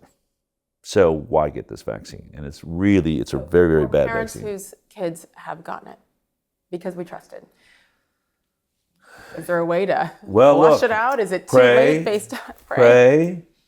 You know, a lot of these vaccines, the children are handling them well. They're getting through it. It's not affecting everybody. And I would get tests on aluminum in their body, get hair tests and other toxic metals. I mean, in general, we should all right now be going and getting blood tests for all the heavy metals, all the things that are out there, and then find a practitioner that knows how to start helping you clear that stuff from your body. Is Plotkin the one that was testifying under oath? I'm trying to Stanley Plotkin, yeah. I'm trying to keep the different incredible stories that you told straight. Yeah. And he had said he had only used the parts from 2 fetuses. Right. For which vaccine? For research on vaccines. So these are, I've played in the talk I gave, my nonprofit, through some of the lawsuits we've done.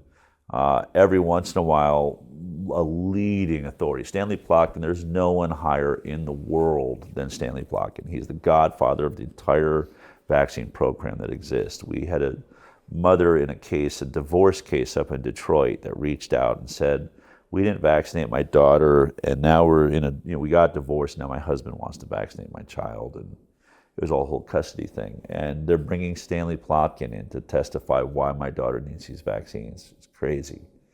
I think it was because the case was getting a lot of press and they thought, let's parade Stanley Plotkin out.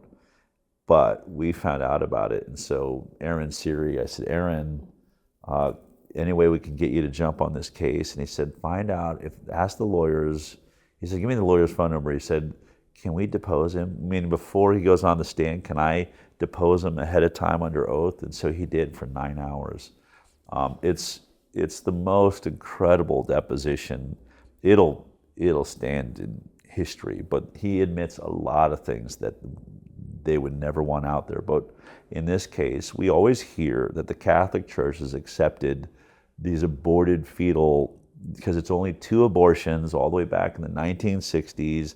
That's what we're told, and the Catholic Church has said it's okay. I don't know how they came to that conclusion, but we're using that same cell line. And just so people know why it's there, you need a medium in all vaccines. This is what mRNA technology changed, but prior to that new technology, you need to grow the virus or bacteria on something. You got to find a substrate it can grow on so that you can make the vaccine.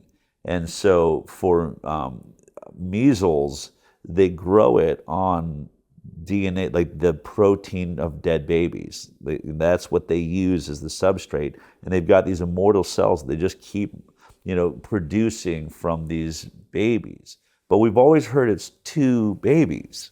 And so in this deposition, our lawyer, Aaron, says, so how many babies were used in the development of vaccines? They said 2. Then he hands them a study. He says, this study done at the Winstar Institute. And he's reading, Stanley Plotkin's like, is correct? Yes, yeah, this is the Winstar Institute. You were at the Winstar Institute. Yes. You were one of the authors on this study. Yes, I was. Okay, can you read how many aborted babies you used just in that one study? And he reads, 76 babies, all over the age of 3 months gestational period. And then he goes through, and what did you do with them? Did you chop up, were they chopped up in a little piece? Did you chop up the tongue? Yes. You chop up the eyes? Yes. You chop up the heart? Yes. Chop up the lungs, liver. And the truth is, that was just one study. We have to assume that Stanley Plotkin has probably gone through hundreds, if not thousands, of aborted babies and it's one of the only things that we use it as a product. You're injecting it into children. So of all the things that, and it's interesting. The COVID vaccine as well? COVID vaccine is not in the product. It was used to test the product. So they used aborted DNA to do testing on how the product was working with cells. Which is why there were some saying, when I was fighting it, get a religious exemption because they're using fetal. I don't want any product that is involving aborted DNA. So that's a religious exemption. It was one of the most incredible pieces of video that I've ever seen. Yeah. What has happened to Plotkin since then? Plotkin. Excuse me, Plotkin. I have other names I'd like to call. It's okay, yeah. Plotkin's, Plotkin, sorry. Stanley. Stanley Plotkin. He's really upset about the film that we've put out and the things that we're now saying in the book by my lawyer, Vaccines, Amen. He just wrote a letter saying, I understand that you're still talking about me. Yeah, we are, because you say some crazy stuff. You can see all those videos on thehighwire.com. But yeah, at the end of it, it's really incredible because Aaron asks him, you are aware that all these aborted babies, that this is one of the reasons that my client doesn't want to vaccinate her child. She has a religious exemption. He says, I am aware of that, and the Catholic Church has said that it's okay to use the vaccine. And he says, and by the way, I believe the Catholic Church has said that I am the one, because I created that I used those aborted babies, that I'm the one that will go to hell, and I'm happy to do that, is what he says. And then the final question by Aaron is, are you an atheist? Yes, I am. And so just for people that are, Christians or religions of in any way you're religious, just know this is who's designing how your kid is going to be. He's the godfather of all of this. Yeah. This is why I go dark at times with people in conversation about not just how wrong it was, but that there's evil involved. Yeah, and the type I always think. I have a debate with my friends and on my show about it. It's not the kind of evil where, at least I don't think, and people will say I'm wrong, I get all sorts of comments, but the Bill Gates of the world and the Stanley Plotkins and let me leave Tony Fauci aside, I actually think he's different. But it's not like Dr. Evil, like how can I kill 1 million people? They actually think they're saving our species. I really do think they think that. If you see some of the interviews Stanley Plotkin's done over the years, if you really pressure him and you really get him to admit, come on, vaccines are killing and injuring some children every year. He'll say, finally, you can't handle the truth moment. He'll say, of course, there's no such thing as a product that doesn't, that some children don't have an allergic reaction to or doesn't have an adverse effect in some people, but those are casualties of a war. We're at war with nature, and in that war there will be casualties, and those casualties are accepted by me, because one day we will live in a world with no disease, with no viruses and no bacteria, and we will have won the war against nature, and for that I am working. And what he is saying is, I am fixing the mistake that God made, if there is a God. I am making human beings so that they don't have to worry about any disease in the world. And it's that level of, insanity. And it's the type of evil which is, there is no God, I'm God. Yes. Yes. But it's not, I'm trying to kill you. It's like, I'm okay killing some of you because it's the only way I'm going to save all of you. So it's a savior complex wrapped in a total denial of God and not willing to look at all of the harm he's doing. And then when we look at it like, hey man, we're nowhere near like it affecting some people poorly. We're past the 50% mark. It's a coin toss now whether my kids are going to be sick their entire lives. Thank you very much for this incredible achievement you've made, on your goal to beat God and nature someday. And that's what I think is really at the heart of this.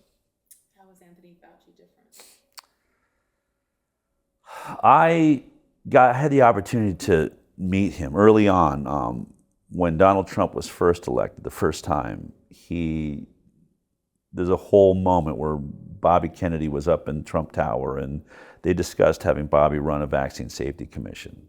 And then Bobby went out in front of the CNN cameras, or all the cameras, and said, I'm going to run the vaccine safety commission. Media went crazy. A few hours later, someone from Trump team came out and said, Bobby was mistaken. That wasn't what was offered. It was a huge deal. Bobby was really pissed. I had just met Bobby at that moment. But Trump ended up coming around saying, consolation prize, really, I want you to go and meet with all of the top scientists in our vaccine program and autism, all of it, over at the NIH, and bring all your issues with vaccines there. And so Bobby called me and says, you've been doing a lot of research on this. Bring me your research. Let's all get together and put together all of our complaint. And so I went with Bobby to the NIH. It was in 2017. And there was about 10 people on our side of the table and 10 people on their side of the table. Tony Fauci, who, by the way, I had no idea who the guy was at that moment. This is 2017. Yeah. Did you know who he was? I don't know. I didn't really, I did know Francis Collins was right next to him. That was head of NIH. And then a bunch of other top scientists from the department. But we sat across from them for 2 or 3 hours. We were told we would be arrested if we tried to record it. And Bobby laid out all of our issues. Most of what I've told you. We said, we can't find a double-blind placebo trial of any of the childhood vaccines. Are you not doing them?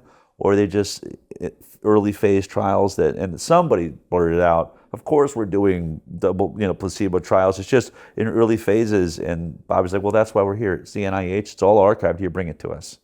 Bring it to us and we'll tell the world. And then Fauci chimes in after a very long pause. We don't do placebo trials because it'd be unethical, which is a whole other thing. And then we asked, well, if you're not going to do placebo trials, have you ever done why don't you do a retrospective study, which is what the film is about, where you compare vaccinated to unvaccinated? And they said, we can't figure out a way to do that study. I'll never forget that statement. I was like, top scientists in the world can't figure out how to compare one group to the other. That's all you do all the time. That makes no sense. But I remember, like, after being done with that meeting, I called my wife and I said, you know what, honey, these people all believe in what they're doing. Like the questions we're asking, when you say, why don't you compare vaccine and unvaccinated? We just can't figure out a way to do that study. It had like that tone to it. And you realize these people mean well, but they have some sort of strange protective mechanism. I actually came up with this idea that when we say you have an internal protective mechanism, it's not just fight or flight. You actually won't ask questions that will challenge your reason for being. If you spent your life making vaccines, your brain does not allow you to ask obvious questions like, have you ever done a placebo trial? Of course we have. They just believe it must be so. And how about compare these two groups? We can't figure out how to do that. Anyway, I called my wife and I said, all these doctors, I really think they believe they're doing the right thing. They just have these blind spots that they cannot seem, the doors they will never open. I said, but there was one guy in the room. There was this guy named Tony Fauci that was sitting across from me. I said, this guy is dark. There is something about him. I get a sense that of everyone at the table, this guy knows children are dying. He knows children are being injured. And I think he actually gets off on it. And I still hold that perspective after watching him from COVID. I think he's the guy that starts a fire in a building and then goes and stands right next to the fireman, as close as he can, going, oh man, can you believe this fire? Like wanting to be there. I think he loved the fact that he knew COVID vaccine wasn't 95% effective, but he would go on the television and sell it over and over again, marching people like lemmings off a cliff. It's my own personal feeling. I put him in a different category than almost everyone else people think are evil. I think he's the genuine deal. That guy is an absolute sociopath. It's in my opinion. Can we quantify how he profited from this? I know, because it's very well hidden. We know everyone around him at NIAID is getting kickbacks because Moderna made the deal. Moderna's in a deal with NIAID. But we can quantify, I think, the amount of people he killed. I mean, first of all, hydroxychloroquine, which he came out against from the very beginning, every study mirrors what we saw. The Henry Ford study early on saw it, but all around the world, it's 50% reduction in death from COVID if you start with hydroxychloroquine. So when he came out against it and made it so that no one could get near it, if we have, let's say, we're just over 1 million deaths, I guess, maybe 1.2, I forget what they're saying now from COVID, you could have cut that in half. So 500,000 people are dead because Tony Fauci came out against a drug that actually worked.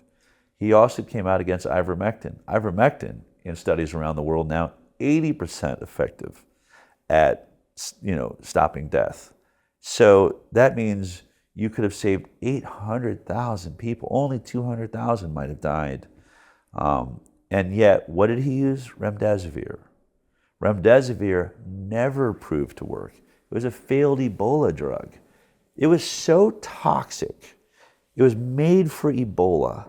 Remdesivir was so toxic, they stopped the trial with remdesivir. You were better off just dealing with Ebola naturally. That's how bad that drug was, like worse than Ebola. And then they say, hey, Fauci says he has a deal with, was it Gilead? Let's go ahead and do a study. He kept changing the endpoint because they weren't making it, literally mid-study, kept changing it. Well, it doesn't stop hospitals. Well, does it at least do this, does it at least do this, and just lowered the bar for what it could achieve. And then we look at how that was used in hospitals. 9 out of 10 people that got America's protocol, which was a ventilator and remdesivir, 9 out of 10 died. 90% death rate with that protocol. Finally, at some point, an ER doctor in New York came out and made a YouTube video risking his whole career saying, I think the ventilators are killing these people. And he was right, that we changed how we did things. But in the meantime, keep taking that shot and then take another booster and another booster. It's unbelievable. They were making so much money. The fact that anyone is still recommending that vaccine is incredible. Or anyone would use remdesivir. I called a friend of mine who drinks the Kool-Aid. He's a doctor in an ER. I think he's like a hospitalist. He keeps it all running. And I said to him in the middle of it, we don't talk much. We were best friends when we were in high school. But I said, hey, how many people during COVID, it was during COVID, how many people in your ER and ICU, and how many of them are dying of kidney failure? He said, yeah, a lot. I said, really? He's like, yeah, we have tons of, we don't have enough dialysis machines. People are dying left and right of kidney failure. I was like, does COVID cause kidney failure? Like the disease itself? He's like, not to my knowledge. I said, then what do you think's happening, man? Do you know that the side effect, one of the major causes of why it got pulled as an Ebola drug was kidney failure. Remdesivir causes kidney failure. He's like, oh, is that true? I was like, bro, first of all, ask the question, right? Yeah, go look at the trials. Kidney failure. All these people are dying of kidney failure across America because of the drug we're putting them on. Anyway, it's a horror show what happened there. I can't keep you here all night like I would like to continue with all the millions of questions I have for not myself, like for others that I know who have gone through so much. Real quick, autism. Yeah. And I know it's not real quick, and how those numbers have skyrocketed.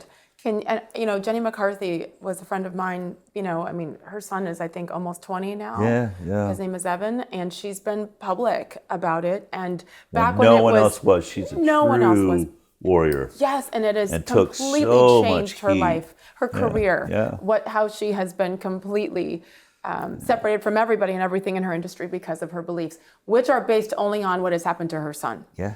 So, Yeah. how can you quantify So what has changed with autism? So I would say that, first of all, there's one of the videos I play is of another scientist, probably the second biggest scientist in the world, that is in a different case on autism. And we run down the vaccines. So you have a trial, you have a study that shows that this vaccine doesn't cause autism, because you say none of these vaccines cause autism. It's an amazing video because she ends up admitting she doesn't have a study on any of them. Each one by one. No, there's no study that says it does or does not cause autism.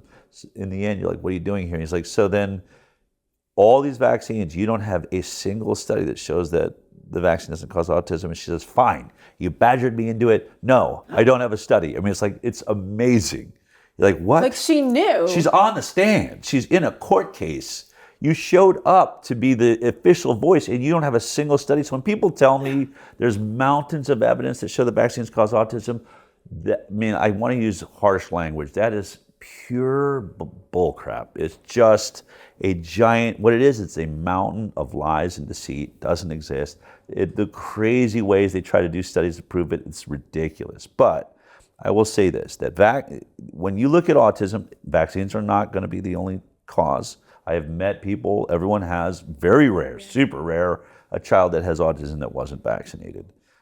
It appears to me, in the research I've done a lot of research, talked to a lot of experts, that autism appears to be is, a result of a encephalitis event. I mean, this is what people need to recognize. It's not super hard to understand. It's a child that probably doesn't detoxify well. They call it, they can't methylate, they have methylation issues.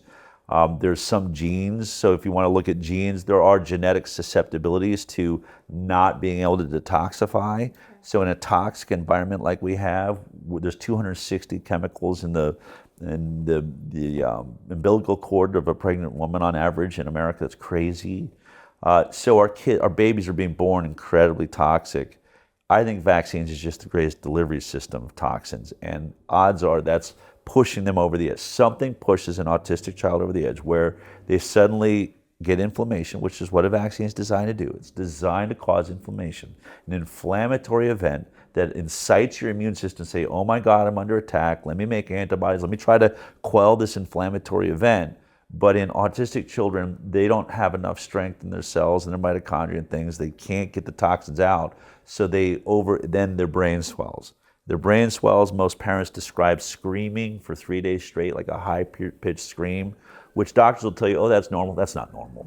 Their brain is swollen in their head just like they've been in a car accident, or they've been, a concussive injury in the military. They're screaming. And then when the brain finally, if they don't die, which would be SIDS, and a case, by the way, just one last week, 11-month-old baby, they proved in court after 10 years in court that the 10 vaccines they got 5 hours before they were found blue and dead in their crib, that the vaccines caused it. We've known this.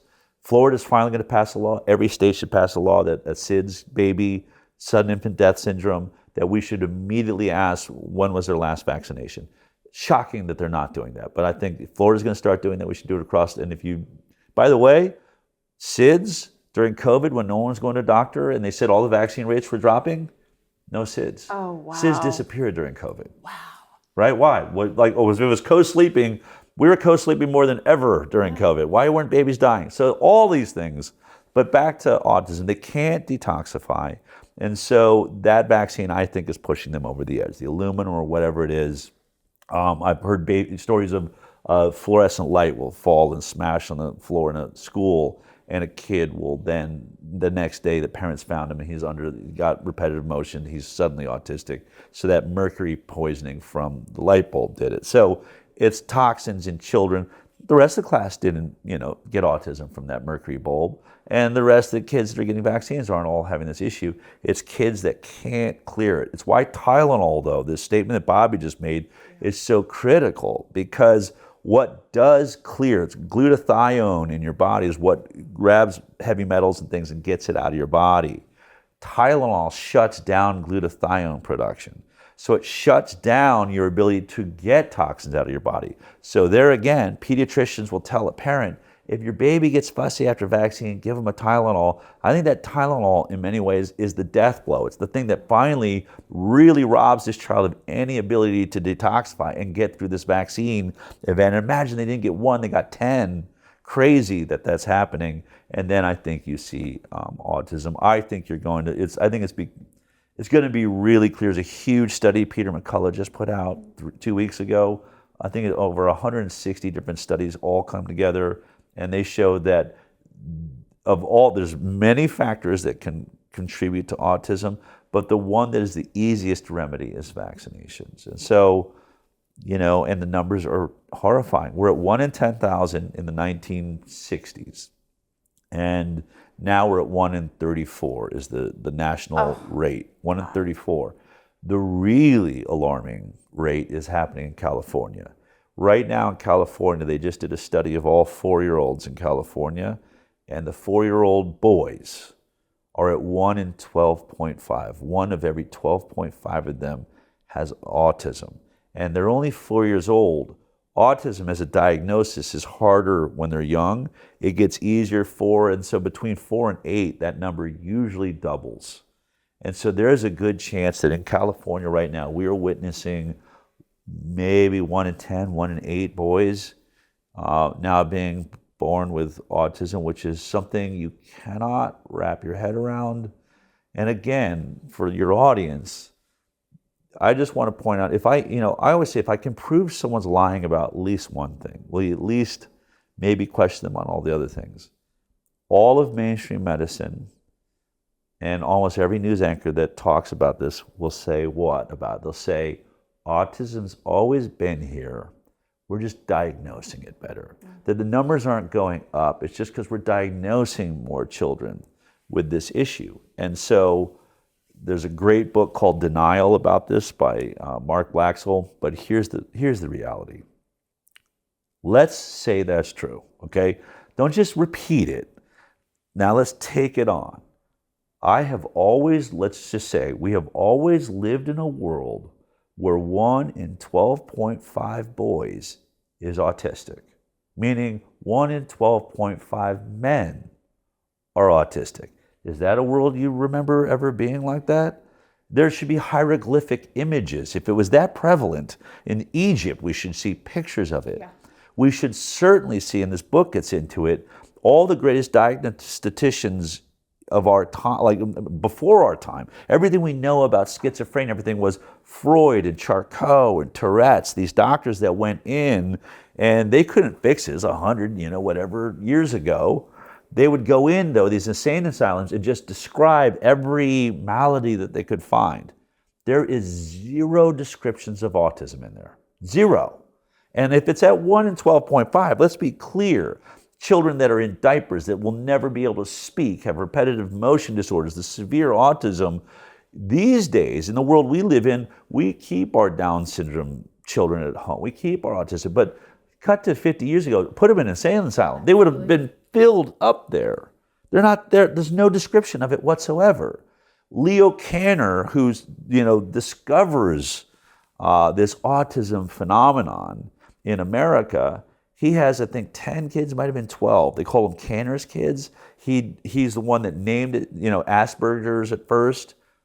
Scientists fly in, psychologists from all over the world to witness his 10 kids and write about it. Went back to France and, oh my God, there's this crazy thing. Why were they flying here if everyone had it? Yeah. Right? Makes no sense whatsoever. And lastly, what Bobby points out, where are the guys my age with autism? Every old folks' home should have 1 in 12.5 men standing in a corner, repetitive motion disorders, not, where are they? They don't exist. So it's a lie. It's not genetic. It's not always been here. It's an environmental issue. And so Bobby's going to get to the bottom of it. And, as long as he's there long enough, and as long as people support that work, it's probably a combination of a lot of things, but vaccines, I think, given the amount of eyewitnesses I've interviewed and what we see there, it's going to be it's going to be a gnashing of teeth, man. This is going to be a horrifying moment as all of this is coming to light now as we speak. I want people to continue to have resources. Yeah. And that is you, and you, and you, and you. And I know there are others, but you are, in my mind, leading the way. And I mean, you have your daily show. Yep, thehighwire.com. Highwire.com. Yep, so it's weekly, every Thursday. Weekly. Every Thursday, yep. And now with the new documentary, An the previous inconvenient study. Go yes, ahead. An inconvenientstudy.com. It's free. It swept the world. It's incredible. I mean, we watched it. It's really, and again, it's about a world-renowned scientist that compared vaccinated to unvaccinated kids. And what did he discover? He didn't publish it, which is part of the whole controversy around the film. He refused to publish it after he did it. I was like, what are you doing? So I wore hidden cameras and went to dinner with him because I was so frustrated. People need to see this study. But the conclusions in his study at Henry Ford were that you're 2.5 times more likely to have a chronic disease if you're vaccinated compared to those that weren't vaccinated. 6 times more likely to have a neurodevelopmental disorder if you're vaccinated compared to those who were unvaccinated, and nearly 6 times more likely to have an autoimmune disease. And remember, and he didn't publish it. He didn't publish it. But we're not talking 20% or 60% increase. You're talking like a 500% increase risk. And the thing I point out in the film, and I really think everyone needs to see it because it is very effective at explaining all these things in a very simple way. The placebo trials that haven't been done, all of it. But if it was the only study of its kind, then we should still see it as a signal and say that we have a problem. But there's been 5 other smaller studies done by private groups, all comparing vaccinated to unvaccinated, and every single one of them is reproducing this science, which is the vaccinated are the sickest kids. And what I would say is this, to any mother, any parent, this is horrifying. If you're pregnant right now, this is probably the scariest podcast you're ever going to watch. You got to do your research. You got to watch this film, then watch Vaxxed. I was going to say watch Vaxxed, which is almost 10 years old now. Yeah, it's super. I mean, it's really important. But I asked this question in the film: why is it that not a single regulatory agency in the world, not a government in the world, not a major medical institution anywhere on planet Earth has been able to do a study that compared vaccinated individuals to completely unvaccinated individuals that shows us the vaccinated are healthier? The only ones ever done are showing that the unvaccinated are the healthiest. That they at the end of this Henry Ford study, they do a 10-year outlook. Over the course of 10 years, what is the likelihood you will have an autoimmune disease or chronic disease? Amongst the vaccinated, 57% of the vaccinated will have a chronic disease by 10 years old. In the unvaccinated, only 17%. So then we have to then do some deep searching. And one of the conversations I'm really going to start having is, what does that mean? Does it mean if we stop vaccinating, then measles will come back, chickenpox will come back? But we have to ask ourselves, is that a horrible thing? Would I rather have my child have a rash for 4 days or 10 days? Or do I want them to have psoriasis their entire life? Or arthritis, rheumatoid arthritis, or worse, autism their entire lives? I think we have traded childhood infectious illnesses, which were mild, with lifelong permanent disease. And I don't think that's a good trade-off. Finally, I'll never forget the image that you put in my mind of going back to Adam and Eve and how God made us versus what we're doing now. Yeah. Can you share that? Yeah. I started only talking about science for the first couple of years, and then I was trying to fight to get an exemption from the vaccine program in Mississippi, and I realized I'm in the Bible Belt, and all the senators and everyone I'm talking to go to church. And so it's a talk that I give, but I'd say, the Bible starts out with God created man in his own image. We all hear that, but we don't really take that in. God, we're made in the image and likeness of God. Does God have flaws? Does God, and then I say, then he creates Adam and Eve, and he says to them, hey, I've given you everything. You have all of the food, all the plants, the herbs, the clean, crystal clear water and fresh air and dominion over all the animals. Everything's perfect. It's utopia. There's only one rule. Do not eat of the tree of the knowledge of good and evil, lest you shall surely die. And my dad was a minister, which is why I gave this talk, and I still do. And I remember saying to my dad, but don't I want to know that good and evil? Isn't that what you're teaching me? He's like, well, this is a little different. This is about believing you have the understanding of right and wrong, like at God's level, that you have gods like Tony Fauci has, or Bill Gates, that there is no God, I know everything, I'm going to save the species. That is the end of mankind if we allow ourselves to think like that. And so then I joke, I have an image, when I do of the serpent wrapped around the tree and Adam and Eve, they're about to eat the apple.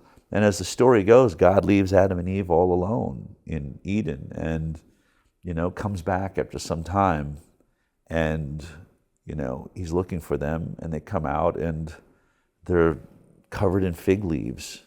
And being like, we're afraid, we don't like how we look. I would say, imagine if they came out wearing masks and he'd be like, what are you doing? Who told you can't breathe the air? Who told you you weren't perfect? Who told you your body was ugly? Who told you, let's take it a step further, that you needed 72 vaccines, that you needed to be injected with viruses and bacteria and kidneys of monkeys and chopped up pieces of dead babies and mercury and formaldehyde and polysorbate 80? Who told you you needed that to live in Eden, to live in this beautiful world that I've created? And I take the image, the slide of the snake around the tree, and I flip it to the pharmakia, the sign of the snake wrapped around the pole. It's every hospital you go to. And I think we've got to really think about that, because these people are going, they're not stopping. They're not stopping at COVID vaccines and forcing everyone to take it. They're starting to make self-spreading vaccines that they can put in your vegetables, or that you inject one person that affects everybody.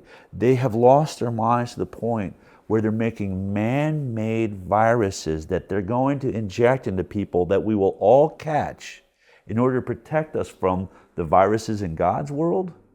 And we don't see that that's a danger, and they're so confident in what they're doing.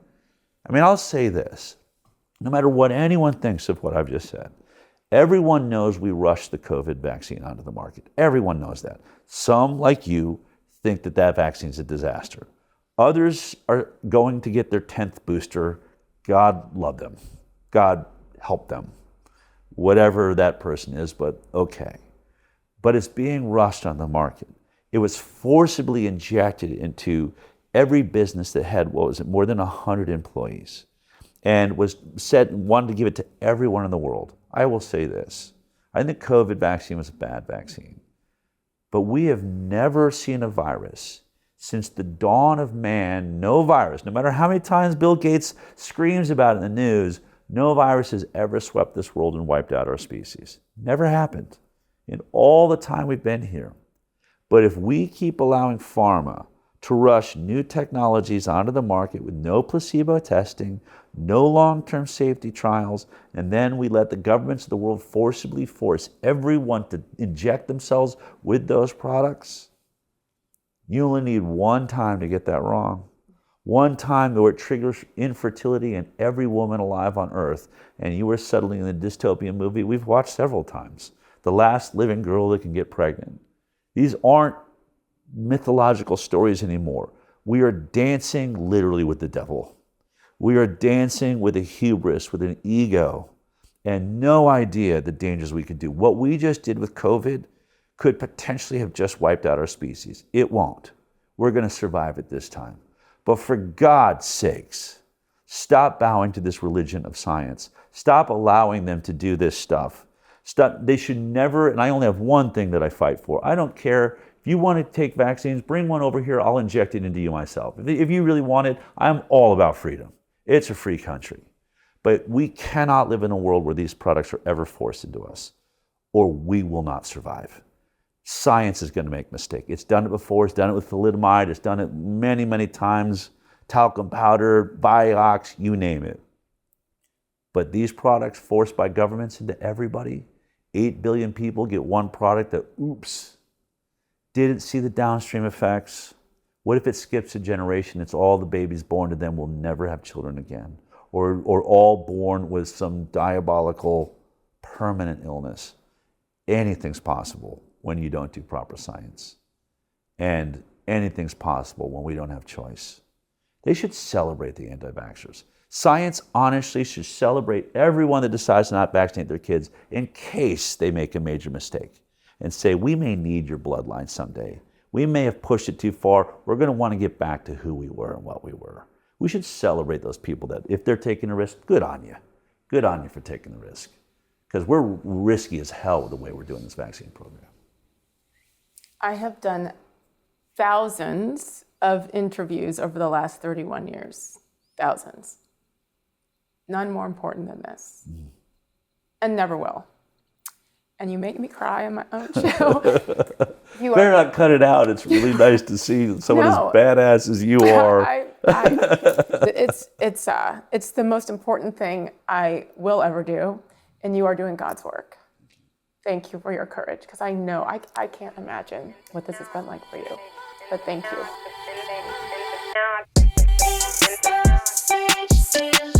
you.